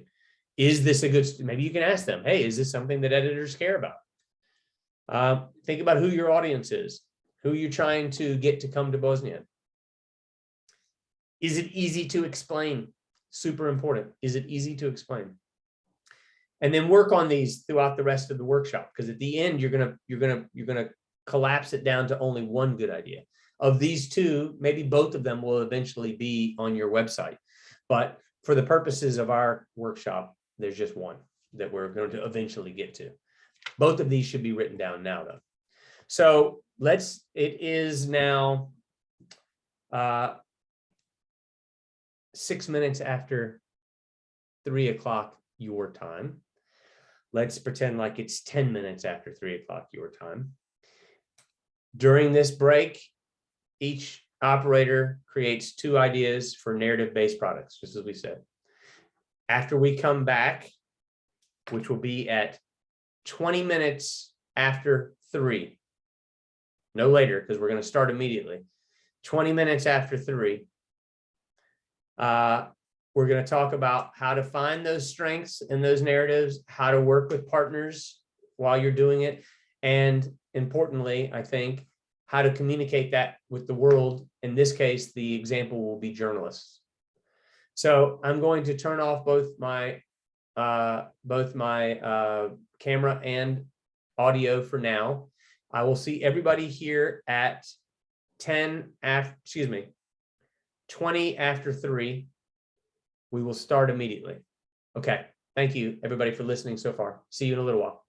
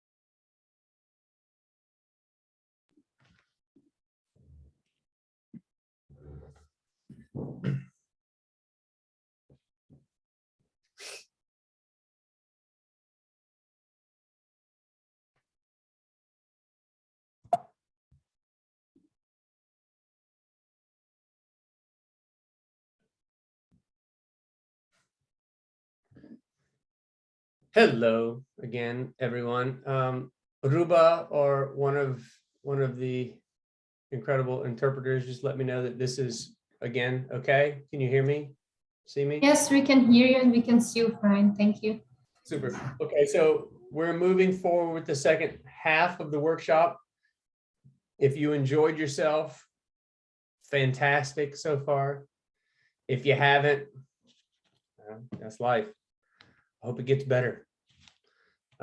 It's getting to be late there for most of you. Why don't you have a drink? That can't hurt the process. You'll probably enjoy it more, is my guess. We're talking about the story here in the second half. I thought it was important to get to some of the foundational aspects of the theory of what we're doing here today, but I think the second half is getting a little bit closer to what it is that of how you do it. So let's get there with it. The steps of the story. And I also want to repeat, because I think that it's worth repeating for the general process that you're going to be going through. The job of finding the story here is very similar for all three of the different groups of tourism professionals that we're focusing on this week. Your job as a tourism operator is clearly to create products that bring and provide travelers with experiences in your region, your municipality, Bosnia and Herzegovina as a whole, maybe even regionally throughout the different countries of the Western Balkans. But to, and you know, obviously you want to make money off of that. But the process here is actually very similar for DMOs and for journalists. This is a positive thing, because if you can do some of the things that are necessary here to create a story that is unique and tells your purpose for this, then you will have something that can translate across several different areas of tourism, which is good because it means you don't have to duplicate work. And I'm a huge fan of figuring out how you can do something that can be used for several things, so that every time that you do something, it can have multiple purposes and can eliminate a little bit of work, makes you a little bit more productive. So right now you're thinking about how to create your story. Well, getting back to a couple of slides ago, what is your destination strength? Not just what others say you do, but what is your destination strength? Culture, food, adventure, music, all of those things, fashion. I mean, I don't know. There's a lot of directions this can go. These are the three things that I keep mentioning because, as I said from the beginning, you know, that's what my little brain is drawn to. This is the way that I think. Does not need to be the way you think. You can plug different words into there as suits your situation. Find a way to tell your story. It doesn't need to have adventure. It's just that's what I have always kind of done, but that's me. Your expertise will be different and will be just as valuable, obviously, and will be significantly more valuable for your situation. What makes your destination a good host? What kind of audience do you want? So luckily with Bosnia, and what's up, Jan? Luckily with Bosnia and with Bosnia and Herzegovina and the region generally, what travelers want these days is actually very similar to what the region just naturally has. I mean, you know, I know that projects like to say this kind of thing to folks all the time when they're in the middle of it, but this region is actually super lucky because it's one of the few parts of Europe that truly is true to itself still. There's still huge portions of land that are in basically primeval caliber of pristine landscapes. The culture still hasn't been completely changed by other international forces. It still is true to itself. It's just incredibly lucky. I mean, I've always believed, and I still believe, that the Balkans are always ready for the next great moment in tourism, because they are exactly what any poll, any survey, any questionnaire that you see, basically the results from those questionnaires are almost always saying what people want, or exactly what the Balkans already have. So take that with how you like it, but today's travelers want something unique. Bosnia and Herzegovina has that in multitudes. Again, we're thinking about the creation of stories. Is it something new? Do you have something that's new now? Maybe what you create next year, because of a 2023 anniversary, maybe it's the 100th year of blah, blah, blah, becomes one that is particularly timely for next year, but becomes a tourism product into the future. But is there something new that you can say about your region now? These are just things to put into your brain, your brain's computer, to put together the things that come out the other end as a product. Is there interesting adventure or food or culture or music? Do the destinations, is there a destination there, or something new, or something just people haven't heard of before? Again, Sevda might be a good example. Obviously, everybody on this call has heard of it, but it doesn't mean that everybody in the world has. So for some people, Sevda will be a brand new form of music. And how cool is that? I mean, just thinking out loud of Bosnia, things from Bosnia and Herzegovina. And importantly, is it easy to explain? Think about these products. Go ahead and put a line across your piece of paper with the exercise that you're doing, and put a dot on one end and a dot on the other end, and go ahead and think along that line. Is your product something easy to explain the connections and what the overall package that you're giving? Visualize what that product looks like. You know, some of this is just kind of silly, this particular slide, but you know, these are the kind of things that I think about. I think about what it means to be proud of your destination. It's about doing what you like, and then being confident that other people will enjoy it. I mean, I guess if I had to summarize it, that would be it. For instance, when you invite people to come over to your house to eat, you know, you don't serve them stuff that you don't like to make. That would be ridiculous. You know, it wouldn't taste good. You know, if you make great whatever, you're not going to then make something that you've never heard of just to impress the guest. What do you do when somebody comes over to your house? You make sure that there's enough places for everybody to sit, right? That's the equivalent of a destination having places for people to sleep. You make sure that when they get there, there's conversation, that people enjoy themselves. That's the equivalent of the experience. And then you cook for them something that you like. That's the equivalent of you telling your story. If you make fantastic burek, why would you make them pizza? I mean, it doesn't make any sense. Make them what it is that they came because they like what you do. They like the conversations in your house. They like the way the chairs feel. They like the way the food tastes. I mean, obviously, these are all metaphors for something larger, but the point here is it doesn't have to be more difficult than that. Do what you like to do. Cook what you like to cook. I mean, obviously, be welcoming. Make sure that people are comfortable, but then do the things that you're confident giving.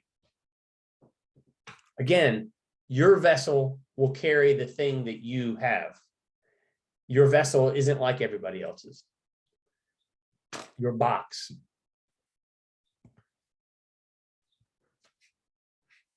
And this leads us to a good moment here with my friend and colleague and somebody who I talk to a lot. I have a handful of people in my life as a both journalist and as a tourism professional, I'll say, that I like to have conversations with because I always learn more, and you know, I have an ability to grow in what I think about those things. And one of those people is with us today. His name is Jan Klavora. He is from Slovenia.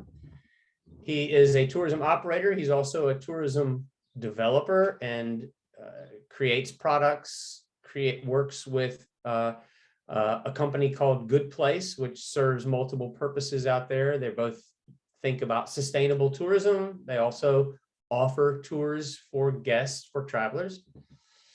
And, you know, he also does things for the Slovenia Tourist Board because they've done a good enough job at Good Place of creating products that the Slovenian Tourist Board sees also the value of bringing people to Slovenia to do some of these products, to show off Slovenia. At the end of the day, it's obviously you're looking for ways to show off the things that you do well.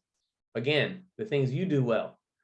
You don't need to sell them Big Macs from McDonald's if the thing that you do well is, you know, the local food. So with that, maybe Jan, you know, as you know, I have a handful of questions, and we can go through a couple of things, but maybe introduce yourself first, and then you and I can just talk for a little bit. I'll ask you some stuff about what we've been talking about to give some better perspective than just listening to my voice go on and on for hours. Thank you, Alex. I would like to greet you all from Slovenia.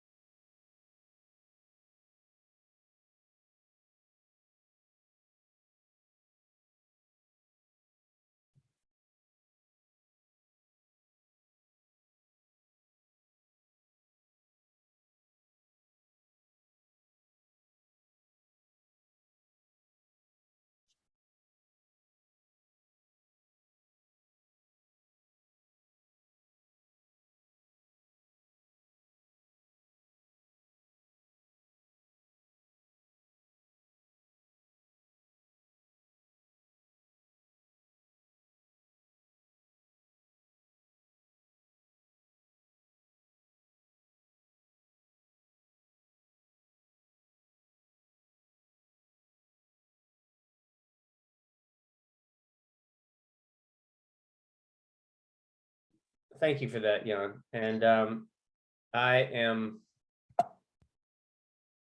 guess I'll go. I hate to have this picture on. It's not actually what I meant to do. It looks like I'm just trying to show a picture of me. I'll tell the story about that very quickly, though, while you're still here, Jan, because that picture I've used in a lot of slideshows for no good reason, I guess. But it looks like a fun picture. I'll just go ahead and put it on. But this was a toast that I was giving at a wedding, and everybody had clearly had plenty to drink at this point. And I think it was probably a pretty good toast, actually. But this couple got divorced like 2 months later. And I always felt like maybe I was kind of like I was part of the bad luck. Anyway, Jan, a couple of questions. We've been talking about the value of creating your own story, about owning your own story, about doing the hard work of creating story, of making story, of storytelling as the basis of what you do for your product. And I'm not trying to put words in your mouth. I don't want you to answer it just because that's what this workshop's about. Although honestly, if you completely disagree, it'll be a little bit awkward, but that's okay. You can definitely disagree. But I'm going to ask you a couple of questions here. One is, why is it valuable for a destination to take the time to really think and discover what its own strengths are instead of just running, you know, the same tour that you could run in any country? I mean, why find your own strengths and develop that into a product?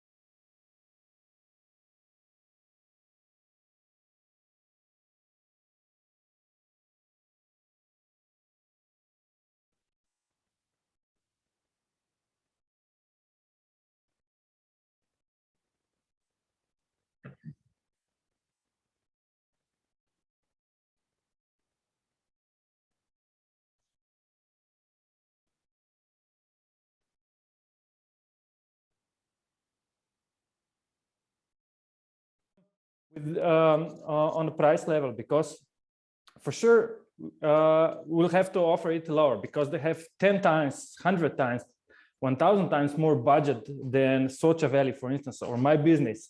So we have to find a way how to still sell it for a good price and a good product. And the easiest way and how to do it, I think it's through the uniqueness what we do and through the unique story what we try to offer. And I think that's why the story is so important.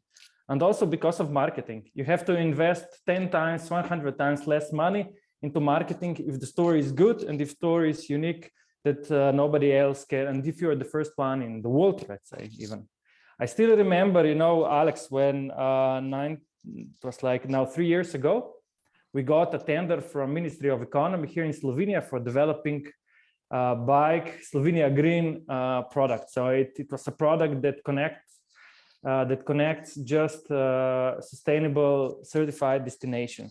I introduced, just so you know, while you're doing this, I introduced this as my first case study. I'll just put this while you're talking about it now. Yeah, because I'll really never forget that story, that time, you know. And then we started developing it, and then I came to you when it was basically almost developed, and I tried to sell you the story, you know, so that not literally that I was offering you money, but you know, I was trying to convince you that you would maybe put it, try to publish it somewhere. Right. And I was explaining you about this bike Slovenia Green, and I was coming to you and I was saying, you know, Alex, do you, you know, this tour is really something unique. It starts in the Alps because it starts in Kranjska Gora, it's on the north, and then it goes down to Bled and Bohinj, our famous two lakes, and then you go by train to Socha Valley, which is on the border between to Italy, and then to Goriška Brda, the most famous wine region, and then to Vipava Valley, Kars, and then to Adriatic Sea. It's such a diverse cycling route. It connects, I don't know, 5 or 4 different wine regions. It's really something special. And at the end, I remember that I told you, I said something like, yeah, it connects just certified sustainable destinations. And I still remember when you said, what did you say at the end?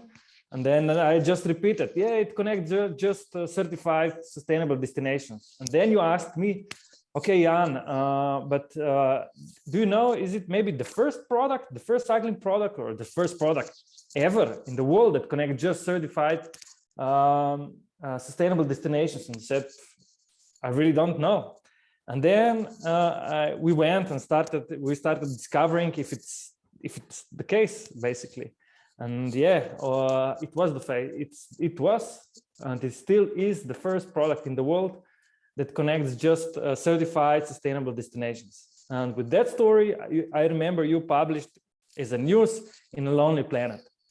And immediately after it, like a week after or 2 weeks after, I know that National Geographic, Guardian, I mean, all the biggest magazines started, you know, talking about it. And they, in the Guardian, for instance, or National Geographic said it's one of the best products, 2020, sustainable, such a thing. So it was suddenly from a story that I had in my mind, you switched it a little bit. And when we, for sure, make it really green and really sustainable, we didn't want to do just the greenwashing. Then we also put lots of activities that supported this story. But because of it, because of the uniqueness and because of something that nobody else have done it before, it became basically really free marketing. And suddenly, this is now the bestseller in our company, for sure, still, and it will be probably forever. So the story made something that was average, probably something unique. Of course, we had to then to work to support everything, all the details, everything that we are saying. But still, we had to invest a little into marketing to achieve a lot. And if you don't have a good story and the good content, then you have to invest a lot to achieve a little bit. So I think that's the importance of a great story. Well, I learned a lot in that answer. I mean, you know, I usually joke about things, but I'm not going to joke about this one. There's several things there that you said that I thought was really interesting, and more than just you saying that I said something clever. That was nice. Thank you. But that's not actually my point. The first one is that I find it really interesting, and I never thought about it before. But yeah, of course, most of the operators in this region are going to be on the small side, which I've also always kind of liked, of course, because you get more, you end up having more of a realness. But of course, that can't compete with like, the big, Mountain Travel Sobek and all the other big giant operators of the world. In fact, they come to you to look for local expertise, right? But the way that you can't compete with their marketing budget or their just general budget. But the thing you can compete with, and not just compete, but win, is the realness situation. I mean, you're the one that brings the real. So it's funny to think about that. The knowledge is something they'll never have. No matter how big or whatever, they'll never have that knowledge. And that's also a great way to. And then the other one that I hadn't thought about it as much as when you just said that was, it's not just that having a story makes your marketing easier.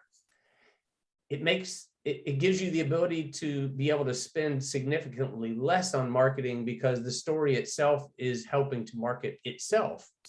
I never thought about that. That's of course, because I don't own a business like that, I wouldn't have, but that's really interesting.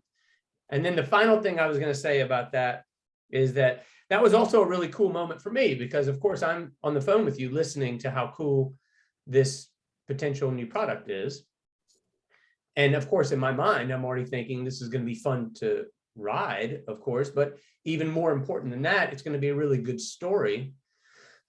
I like the idea of it promoting sustainability and responsible tourism, not just because those words are out there, but because that's the kind of tourism I like to do.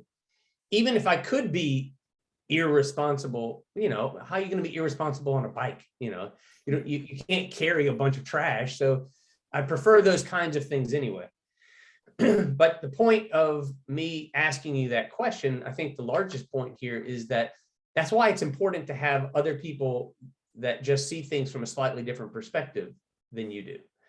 I can't really compete with your level of, nor do I want to. Compete's the wrong word. I don't think as creatively as you do, for instance, probably about the way that you create products. You don't necessarily think the same way I do about how I try to sell this to an editor.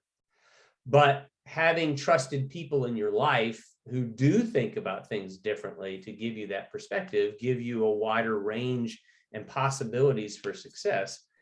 And I think that is really, one of the major points here is we're not really in it alone. Come up with people who you find important in your life with regard to thinking about these ideas, and make sure that they hear these ideas before they go. So, I mean, part of that, you and I haven't really gone over these questions, but I did send them to you. And one of the ones that I was going to ask you, I know, is why is it important to budget time to really think about this stuff? And maybe you don't, maybe you're just thinking about it all the time. But for folks who are trying to create ideas here, why is it important to budget time to actually take time to think about these ideas, to be creative? And when you do, why is it important to build a crew of people around you who might give you different perspectives? Yeah, I think that, investing into a good story or to a creative product or a different product than the others are having is because you're not just helping you. I mean, you're saving time and budget on the other. First, it's fun. Let's be honest. It's fun. For me, it's fun. I'm probably, this is the most enjoyable process of creating new products, is to think about it, how to make it different, and how to then having in mind already how you're going to enjoy riding a bike, let's say, when you're doing it. But then it's also the importance of it to take time for this creativity, is because this is the if you invest in this, you definitely save money on marketing, because a good story will be sold and the bad story will not going to be sold, again, because you're competing. I still remember, I still have in my mind, I think it was the first time in 2000 when I was pedaling. I used to pedal before a lot in CAC, una neretva, and if you're offering rafting like everyone else, like in Socha rivers, everyone are offering rafting just in one section and offering the same thing, then again, you're competing in price. But be creative and try to find the uniqueness. Will definitely save on the budget on the marketing. Just again, if we go back to the story about Bike Slovenia Green, which I talked to you before, I mean, with all those magazines and media that covered the story Bike Slovenia Green, we got lots of traffic on our website. And there for sure, we have also a pixel called, I probably know it, but it's a program that recognize everyone who are visiting your website, and it's then connected with Facebook, you know, and then you are then getting all this traffic on your website, because media also then put the links on it. And then when they're reading a story, then they can click on, and then they come to your website, or Google it, and they come to your website. And the pixel recognize those people and immediately have thousands of people visiting your website, which would be, and not just any regular people, average people, the ones that you really want to target. Because if someone is interested into a reading of a good, of a magazine, of an article about something, for sure, then he must be interested in this activity as well. So you have the right buyers, and then pixel recognize them, and then you can do remarketing, you can do lookalike campaigns, and you can do whatever you want. So it's then suddenly your budget for marketing and click per buy, basically it's so much lower than before that you cannot even imagine. And I think that, you know, I still remember when I was 2019, I think the last time, it was also my first time actually, on ATTA event, Adventure Travel Trade Association. It's an organization from states, which are on one side connects all the big tour operators and travel agencies, mainly from English speaking area. And then on the other side connects such a small tour operators like my companies. And then we meet once a year somewhere in the world. And that time it was in Sweden. And then I went to this trade show in Sweden, business to business event. And then I was selling my product. And when I went there, you know, I was really thinking that another product that we have, it's also one of the best sellers. It's called Trans-Slovenia. It's a long distance mountain bike route that connects different spots in Slovenia. And I was thinking, oh, it's such a great product. You know, it's the diversity of Slovenia and everything. Yeah, great. I'll go now to ATTA event. I'll sell this to whoever, all these agencies from states, from England or wherever. And, you know, we'll do a really good business. But then you come there and then you realize that you're competing not just with my neighbor companies somewhere here in Slovenia, that I consider them as the competitive. No, we are competitive. We are competing with the biggest and the best companies, tour operators from all over the world. You know, I'm offering Trans-Slovenia, but someone is offering Trans-Andes. I don't know, you know. So then you're asking suddenly yourself, okay, the diversity of Trans-Slovenia is great. You start in the Alps, then you come to the Socha Valley, and then to, I don't know, to Karst and to Vipava Valley, and then to the Adriatic Sea in 7 days. But these guys, they're offering, you know, that you come from the jungle to the I don't know where, and then from volcano down to I don't know where in 7 days, you know. So suddenly you're thinking, okay, I'm really competing with the best what it is in the world. So again, here comes the story. If you don't have a good story, if you don't think really what's your uniqueness, what's the unique selling proposition of your product, then okay, you can be the boss of the village, but you can never be a serious competitive in the tourism market, global one, the ones that you probably would like to come. One thing it is to be in the best in Socha Valley, the biggest and the best rafting companies, but the other, and just to wait that people come to Socha Valley and then you will offer them raft. But something else is really to attract the exact clients that you would like to have to come to you from all over the world for a week or for 14 days and stay with you for 7 or 14 days. I mean, that's something. Then you really have to do something uniqueness. And here comes the story and the team that you create around it. So for us, when we started our business, we had nothing. We didn't have any money, any starting budget, or however, we started with zero. So we were building it from scratch, and there is no way that you have to start cooperating then. You have to start thinking, okay, I don't have budget and the money to invite journalists or whoever, or the best storyteller in the world, but maybe we can find some common topics where we can collaborate. I don't have time to hire the best cartographer in Slovenia that will help me to prepare self-guided products, but maybe I can invite someone that I know, and I know that he's really good, and then maybe we can start cooperating. And that's how we started doing it, step by step. For sure, we started, first inviting the ones that we know, but at the same time, the ones that we trusted and we know that they're really good what they're doing. And suddenly, because I think the motto of our company is actually that we try to cooperate, and we try to bring interesting people from all over the place to come to us, and then to start cooperating, to show that everyone are doing what's in the activity there that they really know, they have lots of knowledge. And that's, I think, the only way, again, to create a really good product, and at the same time to come to to compete on a global market. Because again, you're competing with, the best of what it is in the world, not just the best what it is in Slovenia, or the best what it is in Bosnia or in Europe, but really in the world. I know, for instance, a friend of mine who was offering long distance hike in Slovenia, like Juliana, that you have, or Alpe Adria trail. They're competing with Andy trail or whatever trail that you can imagine. It's hard, and if you want to succeed, then you have to have the best possible crew, the best possible team that you trust, and that everyone knows what it's doing. Otherwise, you will always be average, or just the boss of the village, but not anything more than that. So, I have a question. My question before was a little bit, you brought up so many good points there that my question from before is a little bit shifted.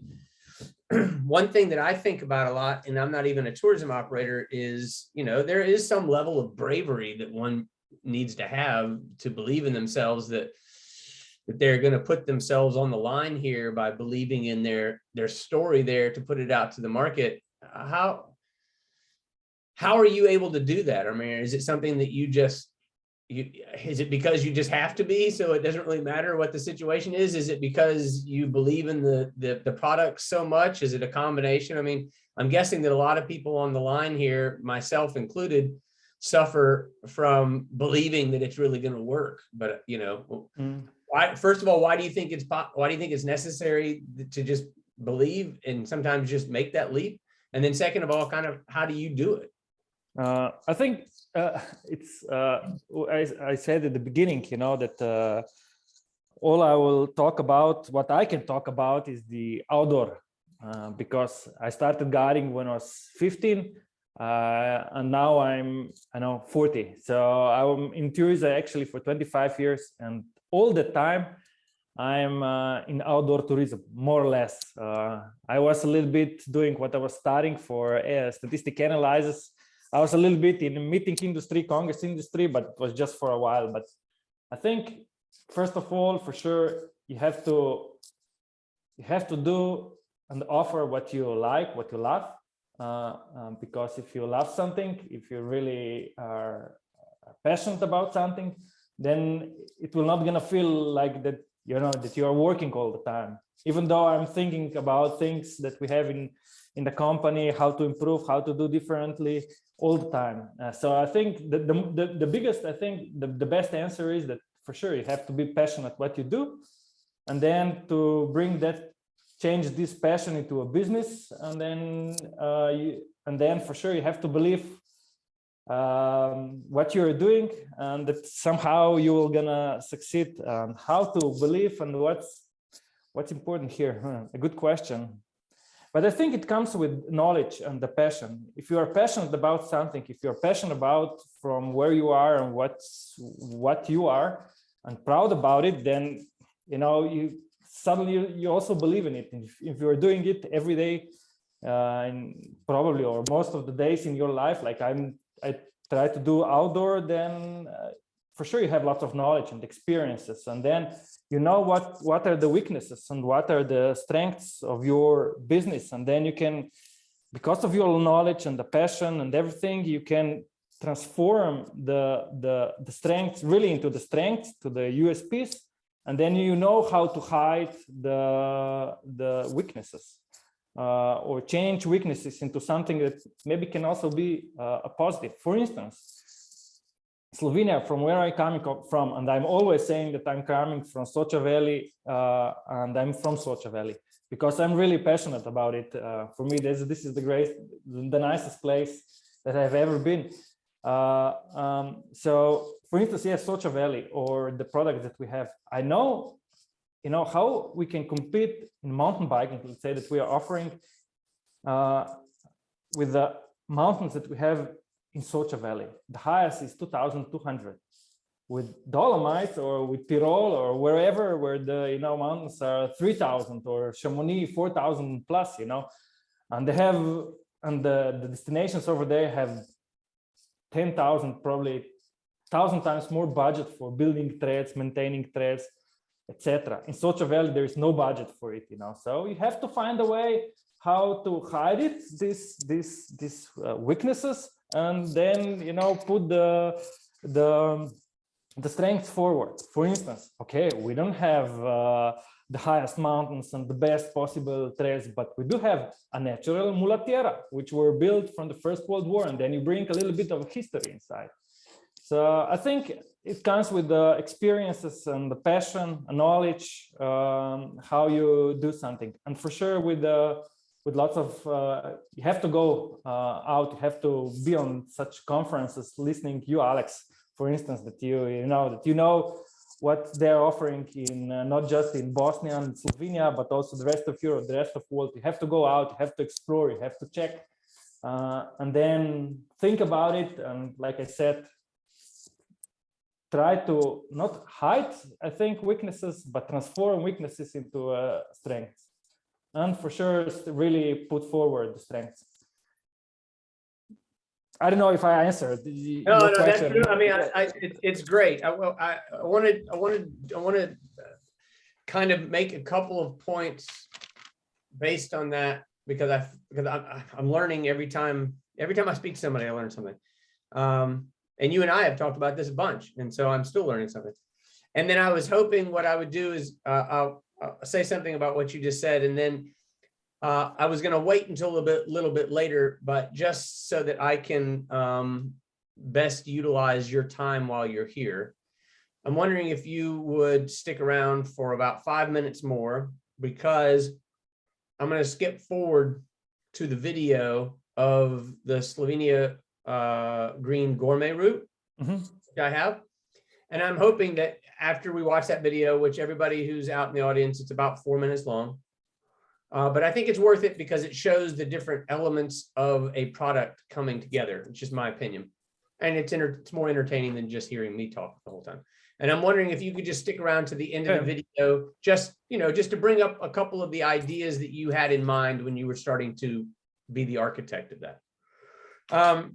The 3 points that I would make from listening to what you said, I mean, they're less points of my own, and they're more like, it was interesting to hear you say it because it brought up ideas for myself, is that I think we all get stuck in ways of thinking sometimes, myself most definitely included. And for tourism operators, it often feels like there's the way that you're supposed to do something. And it's not until somebody actually says, you don't have to do it that way, that you're like, oh, you mean it can be something else? And then entire avenues of thinking open up. And I really like this idea about hide the weaknesses. It's not that I think that we should necessarily not improve our weaknesses. And I obviously I know that's not what Jan meant either. But the truth of the matter is we all do have them. When I write a story for a magazine, there's things that I do well with writing, and there's things that I'm not that great with writing. I'm a good writer. I'm not a great writer. And some things I don't do well. So I have to kind of accentuate the things that I do well and figure out how best to deal with the things that I'm trying to improve until I've improved them. And I guess the point that I want to make here is creating a story that best serves your product and best serves your destination, so forth and so on, is about creating a larger structure, doing the hard work of actually creating the structure instead of just saying, I'm giving a tour to people. When you think about what you're actually giving and creating the story behind it so that you can compete with anybody because your story is unique, then you can basically create the structure to actually see what you have, and more importantly, what potentially you don't have, so that you know how to do that better in the future, potentially.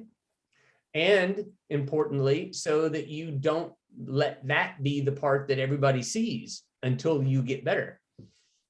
You should be competing with the things that you do well and figure out how to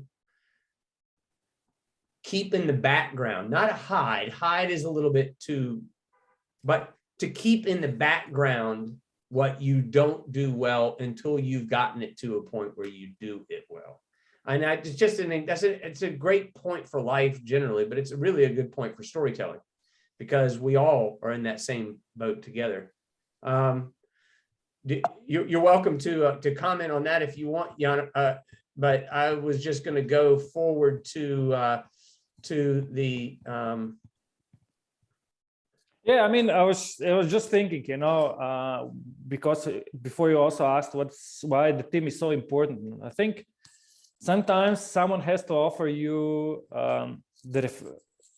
I mean, it's good to talk to people who have seen something, who have experienced lots, and to exchange knowledge, to listen to each other.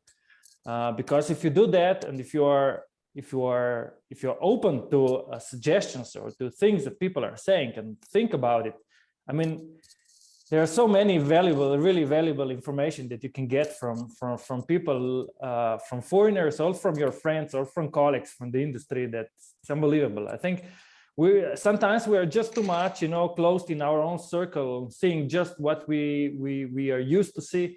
That then we don't see the big picture sometimes. So this is important also to have a good team around you that you can talk to, open eyes, and share experiences. And what we do, Alex, on many occasions, just to discuss things, and suddenly you get new ideas. I think the ideas nowadays are more important than most of other things.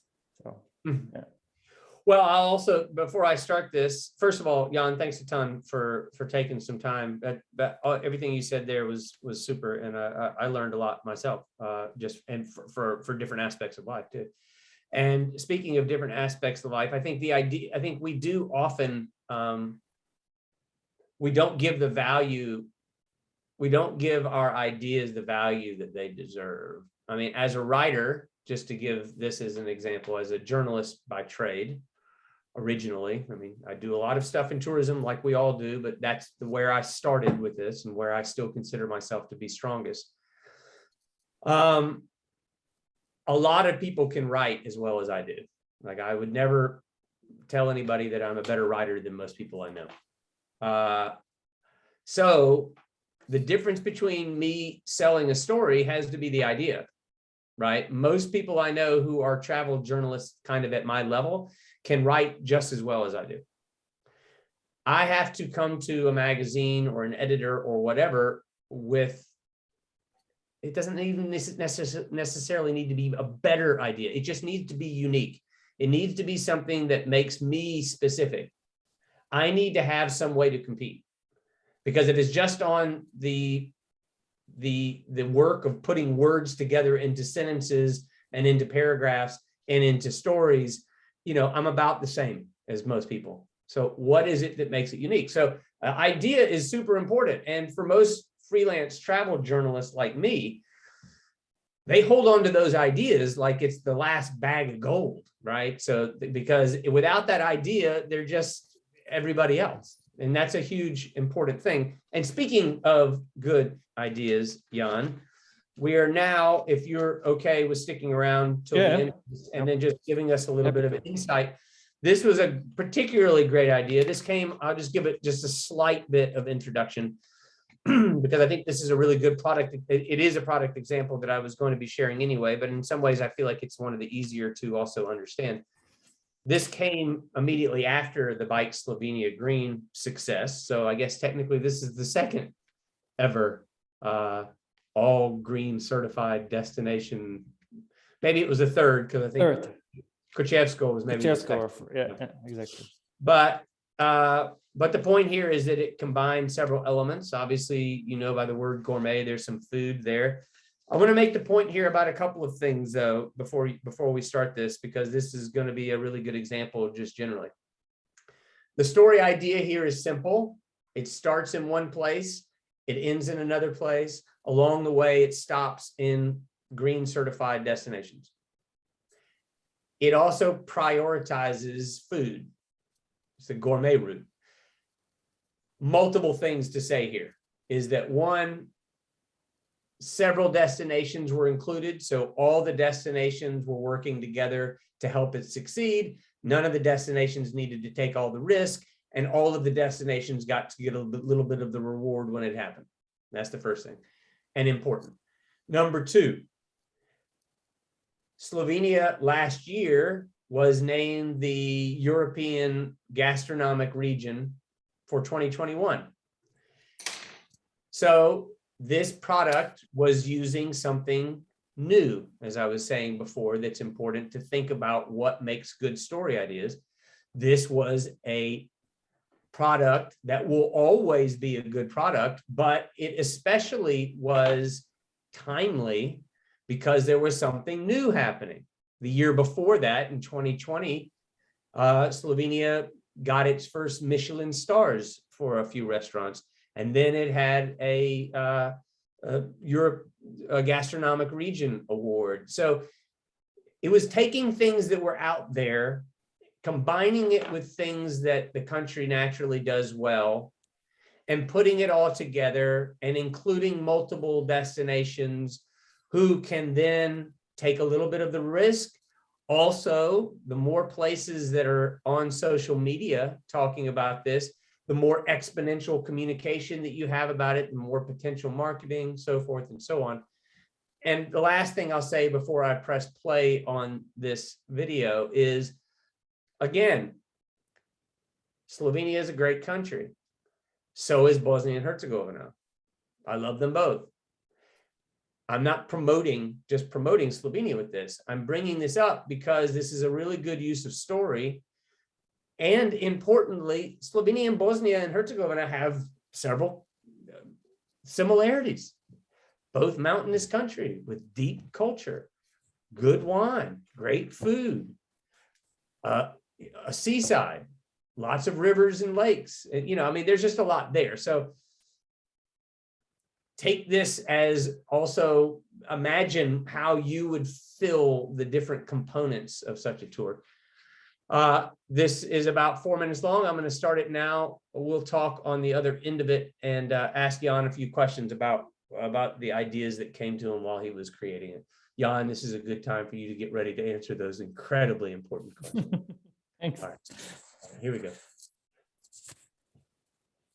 The Slovenia Green Gourmet Route is a cycle journey across Slovenia, but it's more than that. It's a ride across a country that's been called the world's most sustainable destination and one named the European Gastronomic Region of the Year. The route is a 10-stage adventure that takes travelers into the mountains and to Michelin-starred restaurants, where some of Slovenia's most important treasures, its fresh and natural food and fantastic wine, are shared. I collect the yak cheese and I age them and take care of them for close to 40 years. The Slovenia Green Gourmet Route builds bridges between communities, delicious food, and offers everyone to travel in a sustainable way. So everyone can discover this beautiful country on 2 wheels.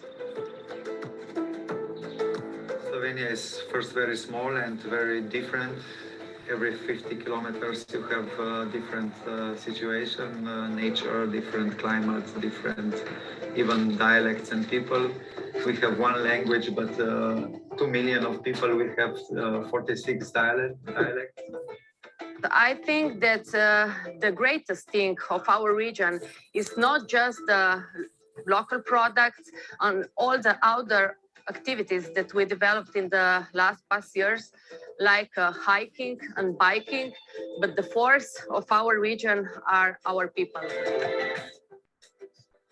The route, which takes cyclists through the Socha Valley, Gorishka Brda, the Vipava Valley, the Karst region, Ljubljana, and along the Sava and Drava rivers, is a rolling tour across diverse landscapes, historic sites, incredible scenery, and through vineyards, where you can earn your wine with your effort on the saddle. Veliko priložnosti pravzaprav z vidika kulturne dediščine, naravne dediščine, narave same. Tudi nenazadnje ta kulturna dediščina se izraža tudi v kulinariki. Smo vinorodna dežela, smo dežela nekih posebnosti.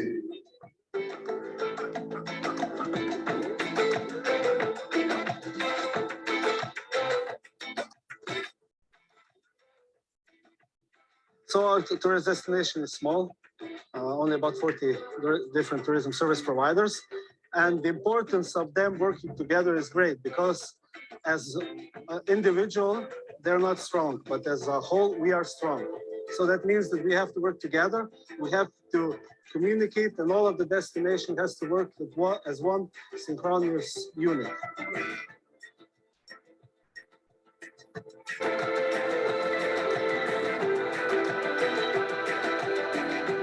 The Slovenia Green Gourmet Route is also the perfect place to learn more about the country where Tour de France and Olympic cycling legends are born, and a trail that takes you deeper into the natural conditions that make this one of the best cycle touring destinations in Europe and indeed the world.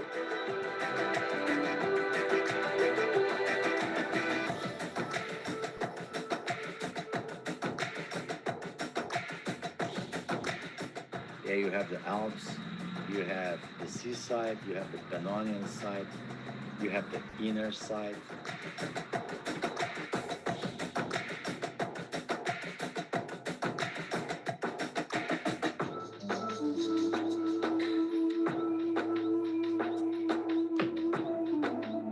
And of course, at Teta Frida, in our beautiful natural park, Natura 2000, every traveler is going to find a real chocolate experience and satisfy all their senses.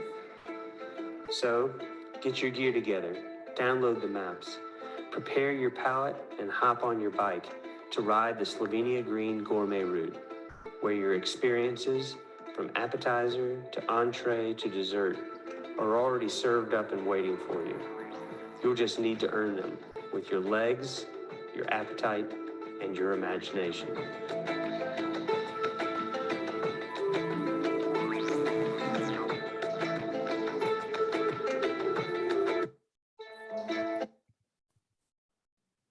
Well, I think that is, I mean, I guess the questions that I would have for you is kind of how, some of it I've introduced a little bit, but I you know, I think for folks out here who are thinking about, and we can also use this as some of the kind of basic ideas of the way you communicate with journalists, because I think Jan does this well, at least from my perspective. A lot of the folks that I have become friends with over the years do this well, is that they think about, I'm going to use this, Jan, as an example of the next kind of section here. They think well about what it is that journalists need. It's a huge thing for me. I mean, but it's also a huge thing from the marketing perspective. It's not just that you're doing what a journalist needs. It's that the easier you make it, and I think this is the larger point, and this is a slide that I had earlier that I'm just going to go to now. The easier that you make it for a journalist to have the information they need to sell the story, the more, not just the more likely it is that you will have the story sold to a magazine, 10, 15, 20, 100 times more likely. I mean, I don't even know what the equation would be, because what often happens is, and this is forgivable, I'm not making fun of it, we all do it, but what often happens is a place, a destination desperately wants to be successful, and they see other destinations in a magazine article, for instance, and they look at that magazine article and they say, we're definitely at least that beautiful. But the thing is that a journalist has a similar job to what all the destinations have. The journalist essentially has to do to his or her editor the same thing that the destination is trying to do to the journalist. They have to make an easy to understand proposal to the editor for the editor to say yes to that story. Most of the journalists that you've ever worked with weren't the editors of their magazines. They were just journalists like me who needed to ask for an editor to consider using their idea. Let me tell you, most of the time, no matter how long you've been doing it, so for me, most definitely included, the answer is no. It's not because the idea is bad. It could be that the editor's having a bad day, or they're just in a bad mood, or they've already done another story about Bosnia and Herzegovina or Slovenia that month, whatever. But the answer is still mostly no. How do we change that situation from being mostly no to maybe yes? And that's really what we're doing here. That's in the end, that's the whole equation. How do we take something from probably no to maybe yes? It's never going to be definite, and it usually isn't completely negative, but it's, you know, how do we shift the spectrum? From a tourism operator's standpoint, I can tell you just as a journalist, and I'm going to let Jan talk for himself in just a second, using the video we just used as partially as the example. From a journalist perspective, I can tell you that the more information that's usable for me, the more likely it is that I'm going to be able to sell that story to an editor. And the reason for the editor doing that story is not going to be because I say, trust me, this is a great story, that place is beautiful. The editor doesn't give a shit. That's not, they don't keep their jobs by doing stories that are just about beautiful places. Every place believes that it's beautiful, by the way, and every place is in its own way. The question is, how do we share the story about our own way, right? So it would help me as a journalist significantly if the destinations themselves already understand why they're beautiful. If they can think in terms of headlines and first sentences that are similar to their own story. So instead of come to Bosnia and Herzegovina because it really has beautiful mountains. Okay, whatever. Every place that has mountains think that they're beautiful. A better headline for an editor is come to Bosnia and Herzegovina, where you will see incredible mountains that you probably don't know, get lost in culture that you have never seen before, and get a completely different sense of Europe. Now we have something. Now we have the sense of the place and why it's different than other places that have mountains. We get a sense of why we as readers almost need to go there, or we're going to be missing out on being the one who learns about this place. Thinking about what it is that a writer needs. I'm not saying that they're the divas here. They're not the prima donnas, but they're the conduit, right? They're the connection to the media. And so I'm trying to make it so that the tourism operator has a better chance of getting that story published by telling you this, rather than just telling you, make my life easier. You should do whatever you want, but it's easier if I have that information from the beginning. So with that, I'll shut up for a second, Jan, and tell me kind of part of your process with getting that together for the Slovenia Green Gourmet route. Yeah, basically it's the thing that I said before, listening and thinking about it, 2020, when we finished our second Slovenia Green Capitals route, it was Slovenia Green route.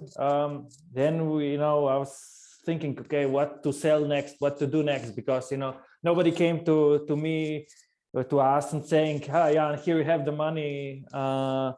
What can you do for us?" I had to come with a good idea. And I was thinking, okay, so what's happening in 21? Why, what to do? What would be the topic? What would be the uniqueness of it? And luckily, 2021, so last year, Slovenia was the gastronomic capital of Europe. And also the Slovenia entered into Michelin stars. So we had a few restaurants entering into it. So I said, okay, so Slovenia is really investing in last year's lots into gastronomy to make it really unique and really good.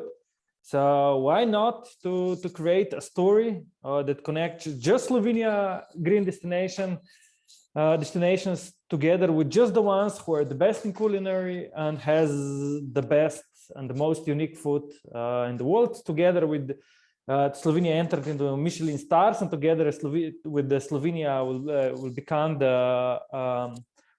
the gastronomic region of Europe 2021. For sure, we have a good story. And then, yeah, of course, I contacted you, Alex, and we started discussing about it and how to do it. And then I came with the proposition to Slovenia Tourist Board, as you said before, because the partners of this route were not just us as a NGO or as a tour operator, but was also Slovenia Tourist Board and 9 destinations. At the end, we came up with the budget of, let's say, 25,000 euros to create it, together with everything we needed also for marketing and the photography and video and everything you can imagine. So everyone participated something, like per destination, it was about 2,000 euros. But in only 1 year, from June, I think we published it till not in 1 year, in 3 months, we had about 2,500 downloads of the navigation pack. They had to leave email and their contacts, and then we gave them the navigation pack. So we estimate that in a year, so from June 2021 till the end of 2020, more than 5,000 people will do this route, because at least one navigation pack will be used at least with 2 people.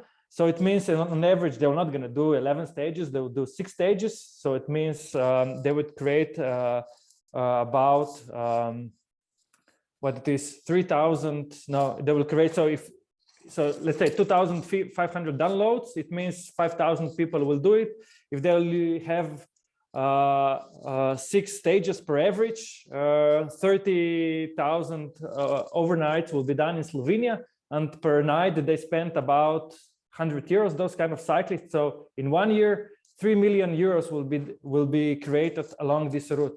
And every destination who spent 2,000 euros for creation of it will get, just with the taxes, twice as much back in 1 year.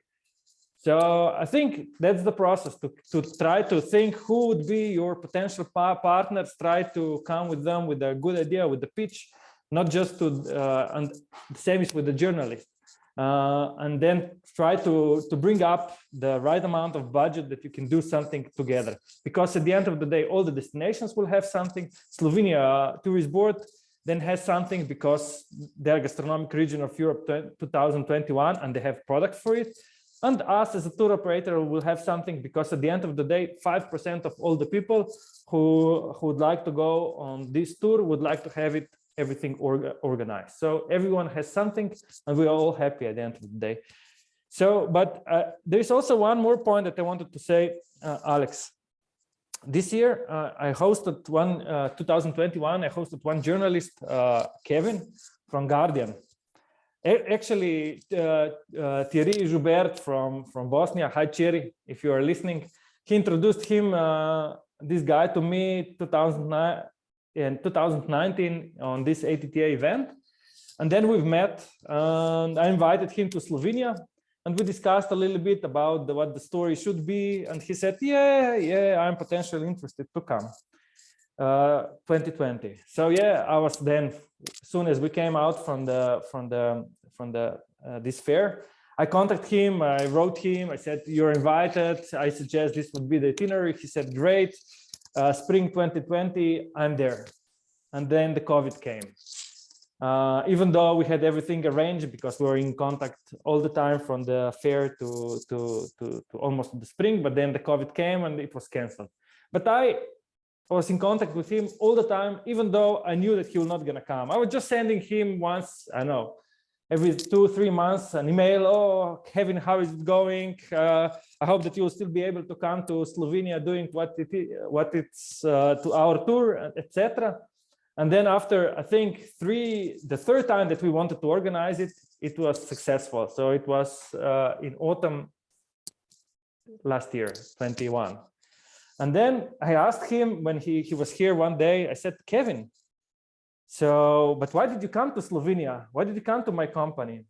And he said, Jan, you are the only one from probably 300 people that was selling him a story that was keeping him in contact from 2019 to 2021 in autumn. So I was the only one. So persistence is also something, because Alex, probably and I was doing that because Alex, you said me once, how many emails you get per day that people are offering you different stories? For sure, the story has to be great and perfect and everything, but still the persistence and, also counts, I think, here a lot. So I try not to count on Slovenia Tourist Board, on any other destinations that they will bring business to me. I always try to think, what can I do that the business or the journalist will come? And good story and persistence are definitely two qualities that needs to be there, that you will bring a really good journalist here. So yeah, I think this is what I wanted to say. Could I, for everybody who's on here so far, we're actually supposed to be ending kind of now, but if you would like to, will you still hang around for about 10 minutes? And I'd ask maybe Jan, if you'll do that too. I don't know what your afternoon is. Yeah, I can stay. The reason I'm asking that for you and for everybody is I want to talk about a couple of journalism slides. One of them that you just gave me an idea to add to what I was going to say, but also because we potentially will have a few questions that have been built up that people shared at the end. And Jan, you don't need to feel compelled to answer them if you don't want to, but my guess is your perspective is quite valuable for many of the people here. So let me talk for a second to everybody. I'm saying, let me talk for a second about something that I'm completely familiar with, and then let's get on to a couple of, I'm gonna give you the last the idea for the last exercise that you should be working on your own, or not, whatever you want to do, but after this is over. And then we'll get to a couple of questions from folks and see if maybe Jan can help with that too. The first thing I wanted to say about the journalists is I think that what's really important, and I've noticed this with Jan, I've noticed this also with Chiri, who Jan mentioned, who I've been close to for years, and I don't know if he's on the call, but he also is somebody who thinks very creatively about stories. Is journalists will try to take advantage as much as they can, right? So probably many of you have had calls from journalists that just want to come and be sponsored. Yes, there's value there, potentially is the word. The piece of advice that I would give anybody here, and this is maybe one of the things that I can say authoritatively during this workshop, is make sure of a couple of things when journalists ask to come, especially if you're considering sponsoring them on some level. Maybe not completely, but maybe in some level of sponsorship. Maybe what you're offering them is places to stay while they're there, and some kind of vehicle support, whatever, doesn't matter. No matter what you're doing, even if the only thing you're doing is giving your time, but especially if you're giving other resources. Ask them to guarantee that they're going to publish a story. And I know that that's a hard question because you don't want to lose that contact, but there are easily as many journalists out there for free trips as there are journalists who are actually going to write a good story. And I know that it is attractive to think that you're going to get some great influencer or blogger or journalist to come on your trip. Unless you have them guarantee that they're going to cover something, there is no guarantee. So you might as well not even be disappointed if you host somebody and then 3 months later, they still haven't published anything and they haven't even communicated back with you. Unless you get them to guarantee that, you should expect they're not going to publish anything. You can be hopeful, but I'm telling you, keep the journalists, keep them at a high standard. If you're going to use resources and time to host them, make sure that they return it with the work that they're supposed to do, which is cover your destination. Don't just give them a free trip, because there's a lot of people who will just take free trips.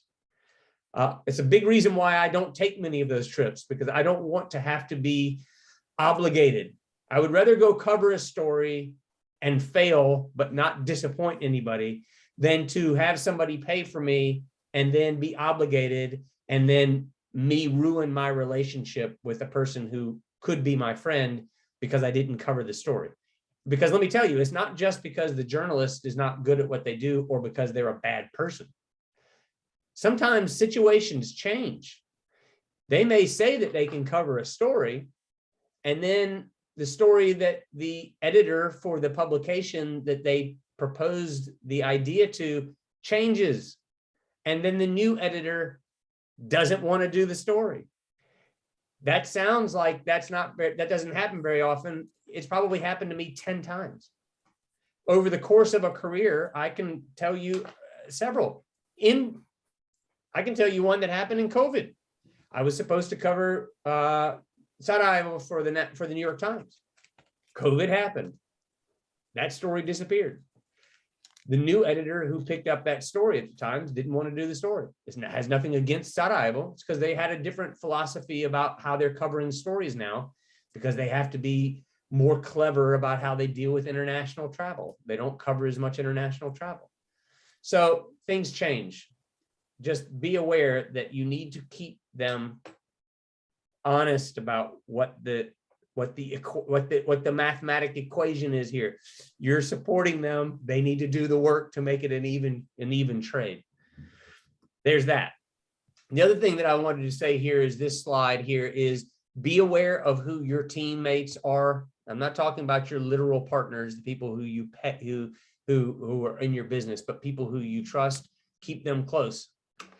The other thing that I wanted to say here before we get towards the bottom here is the good news here is when you start to work on story ideas, you're basically creating the ideas that you can then have journalists also use, that you can use for social media campaigns, that you can use for your websites. If you do the hard work in the beginning of creating this story, you have something that you can use for multiple parts of your business. And that's what I was saying before. I love doing things that serve multiple functions. What an editor always used to say to me is, your job, Alex, is to make my life easier, right? The editor is less concerned with me being some great writer, and they're more concerned with me being a good writer who does good stories and is professional. As I've also been an editor many times in my life, I can tell you for sure, I would much rather have somebody who is on time with what they do. This goes for tourism operators too.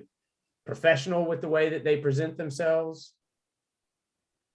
They give you the information that you need ahead of time so that you're not always guessing.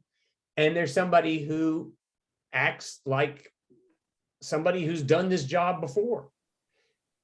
Super important. By doing that, you're making an editor's life easier. And the other half of this is, if you're thinking like a journalist in terms of headlines and lead sentences, excuse me, then you're also making that journalist's life easier. And when you make that journalist's life easier, you make it easier for him or her to make it easier for their editor. And in the end, that's part of your marketing budget. By making everybody's life easier with this process, you're also then getting more out of this from a marketing perspective. I would say that that is your number one job here as media relations within your company of your tourism operation. If you have one number one job, it's make it easy for a journalist to want to cover your story by making the story one that a journalist can then pass on to their editor. If you can do that, if you can put the work in, that's your payment in this process, is doing the work to do that. It's not a money payment, it's a brain payment. If you can do that, then you will basically, you can consider that an investment in your marketing budget, in my opinion.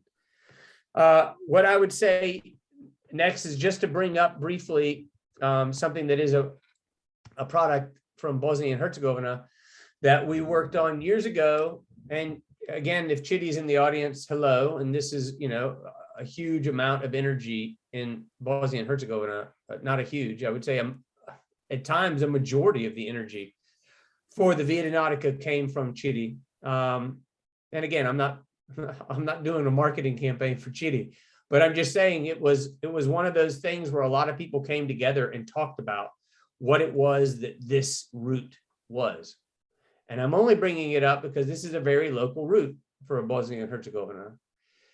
It is an easy thing to explain. It starts in one place. In this case, it actually starts in Postojna in Slovenia, and it ends somewhere else. And along the way, it goes to mountains and it goes to villages, and it takes the kind of communities all together to take a small risk for a large reward, which is having name recognition in the general international tourism market. It's, again, it makes that story really easy for a journalist to pitch to an editor. And there's been something like 100 or 150 stories written about the Via Nautica at this point. It allows me, this story allows me to much more likely sell a story to an editor because it's easy to explain, great headline, and it does the work of being a story that I can sell to an editor without me having to come up with the story myself.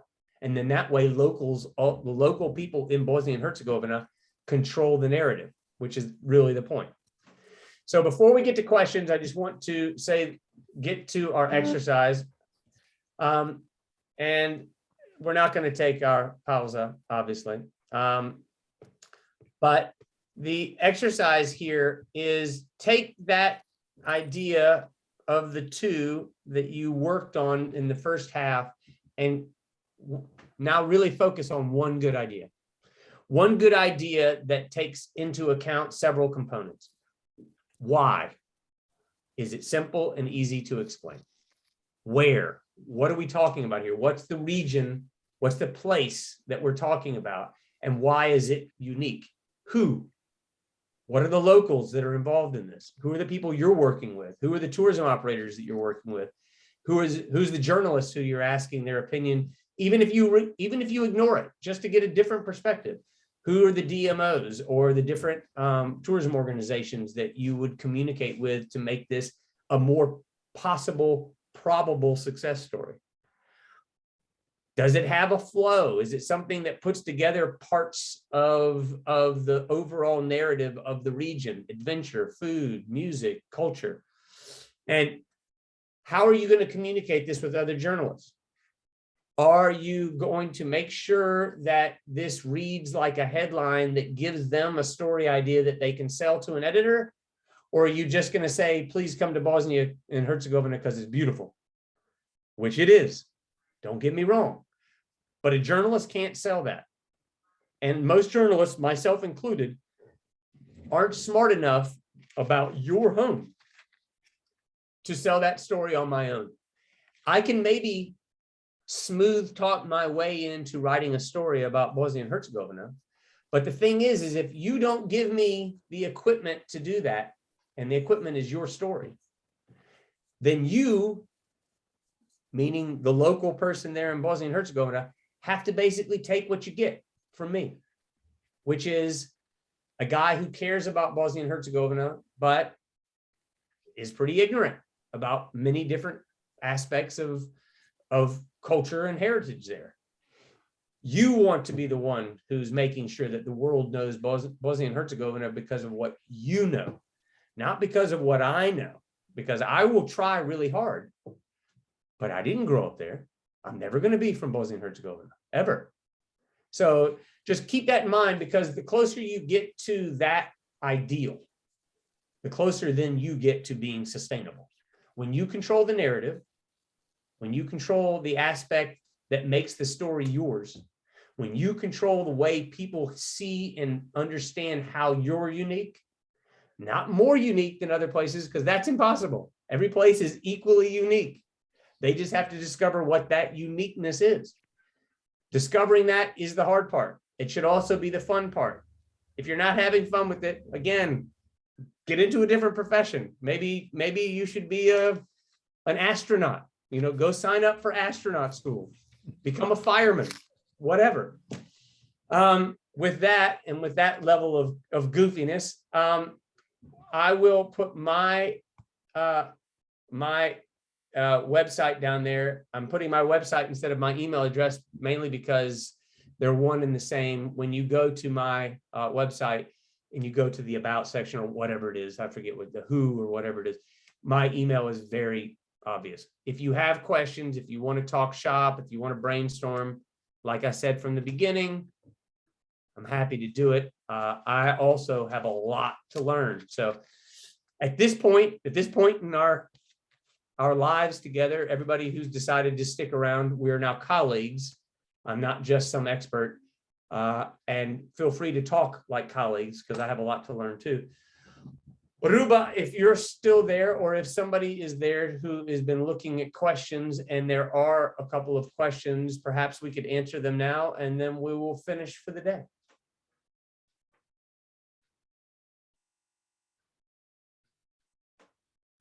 Maybe everybody's just drunk.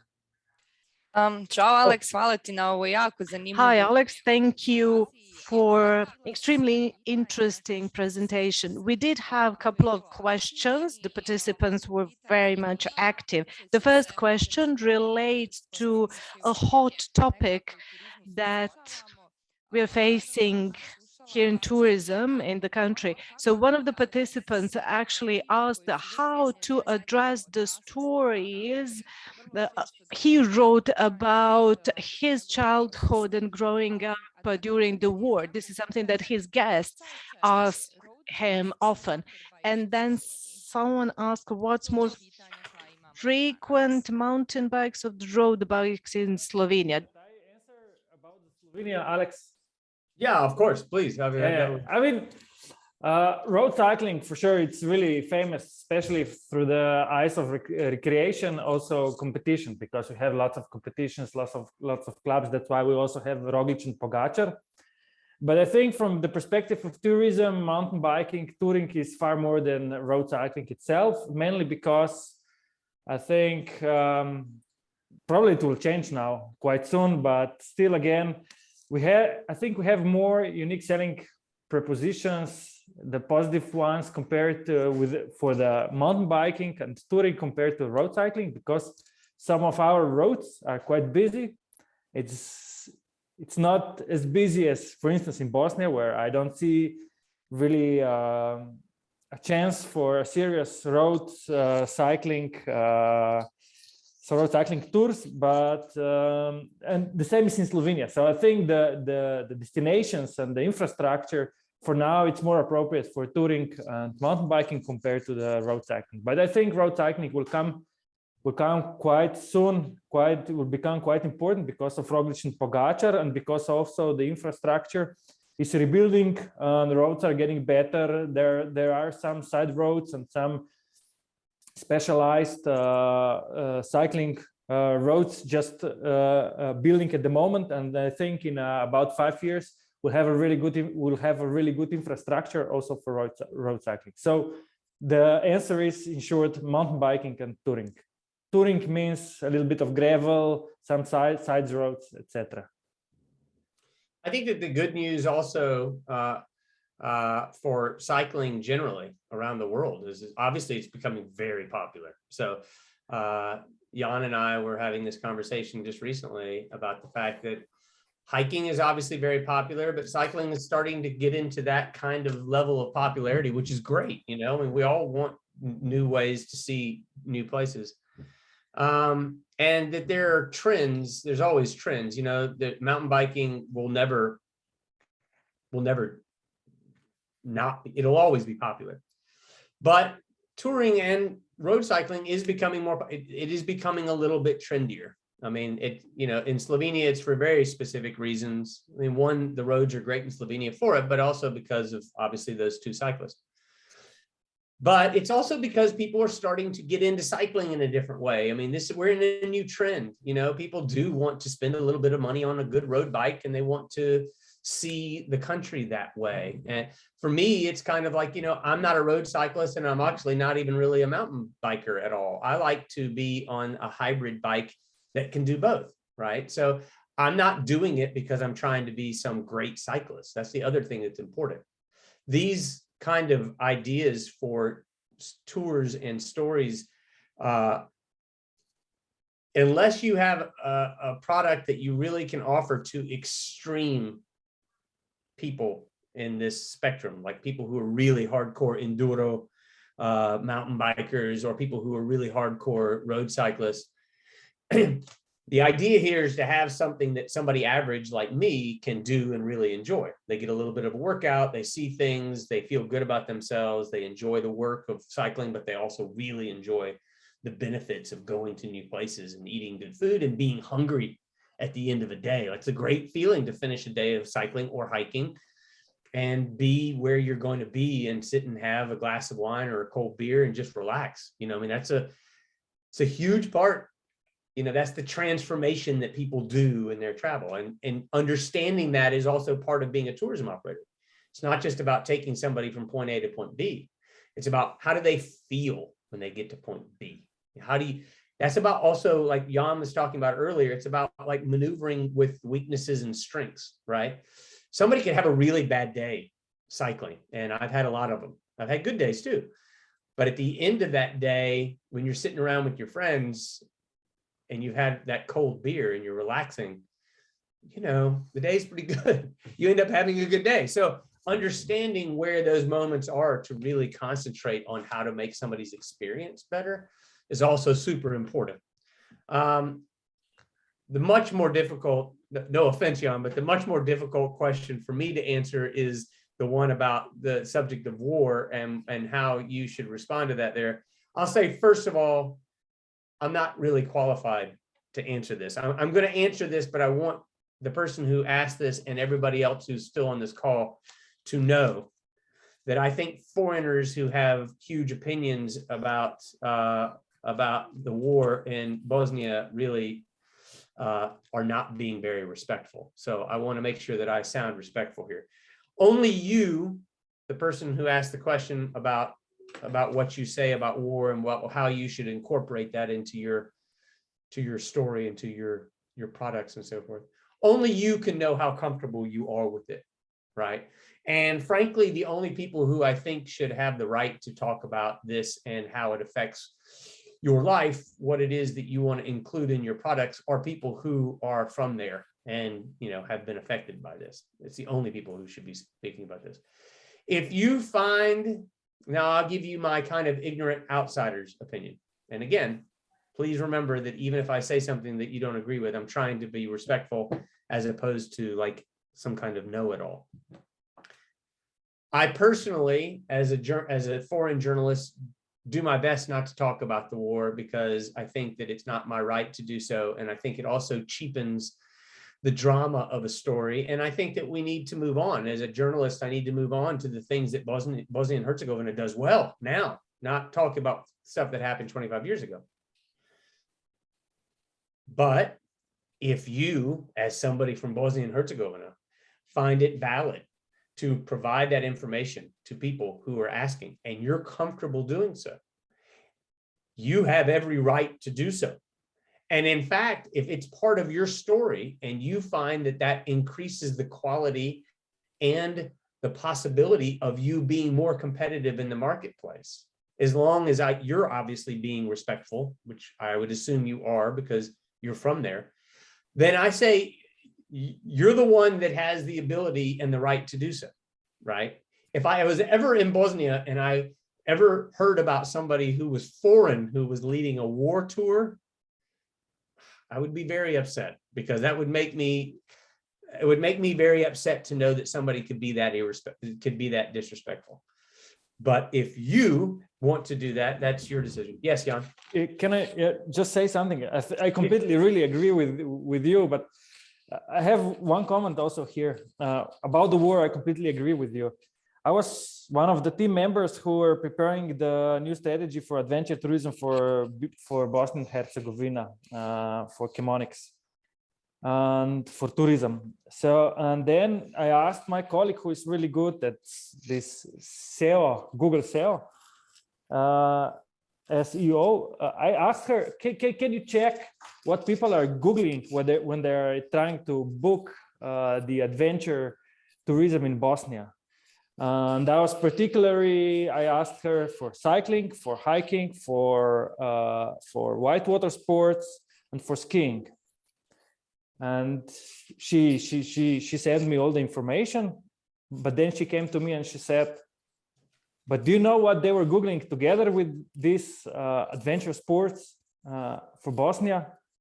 She said, is it safe? This was really frequently the question. So for me, if I were a business like you are, for sure I would not be bothered that much with the war, but I would be bothered with this, how safe it is. So to elaborate this safeness with your activities and your adventure or your business, whatever, but it's not just the how it's safe because of the landmines, but it's also because of COVID, because of standards that you have for guiding or whatever. So for me, it will be a huge beneficial for your SEO, Google SEO, and also for people giving you the trust to come there to your activity, if you would really good elaborate this into your website. So I think focus more on that compared to focus how to talk about the war.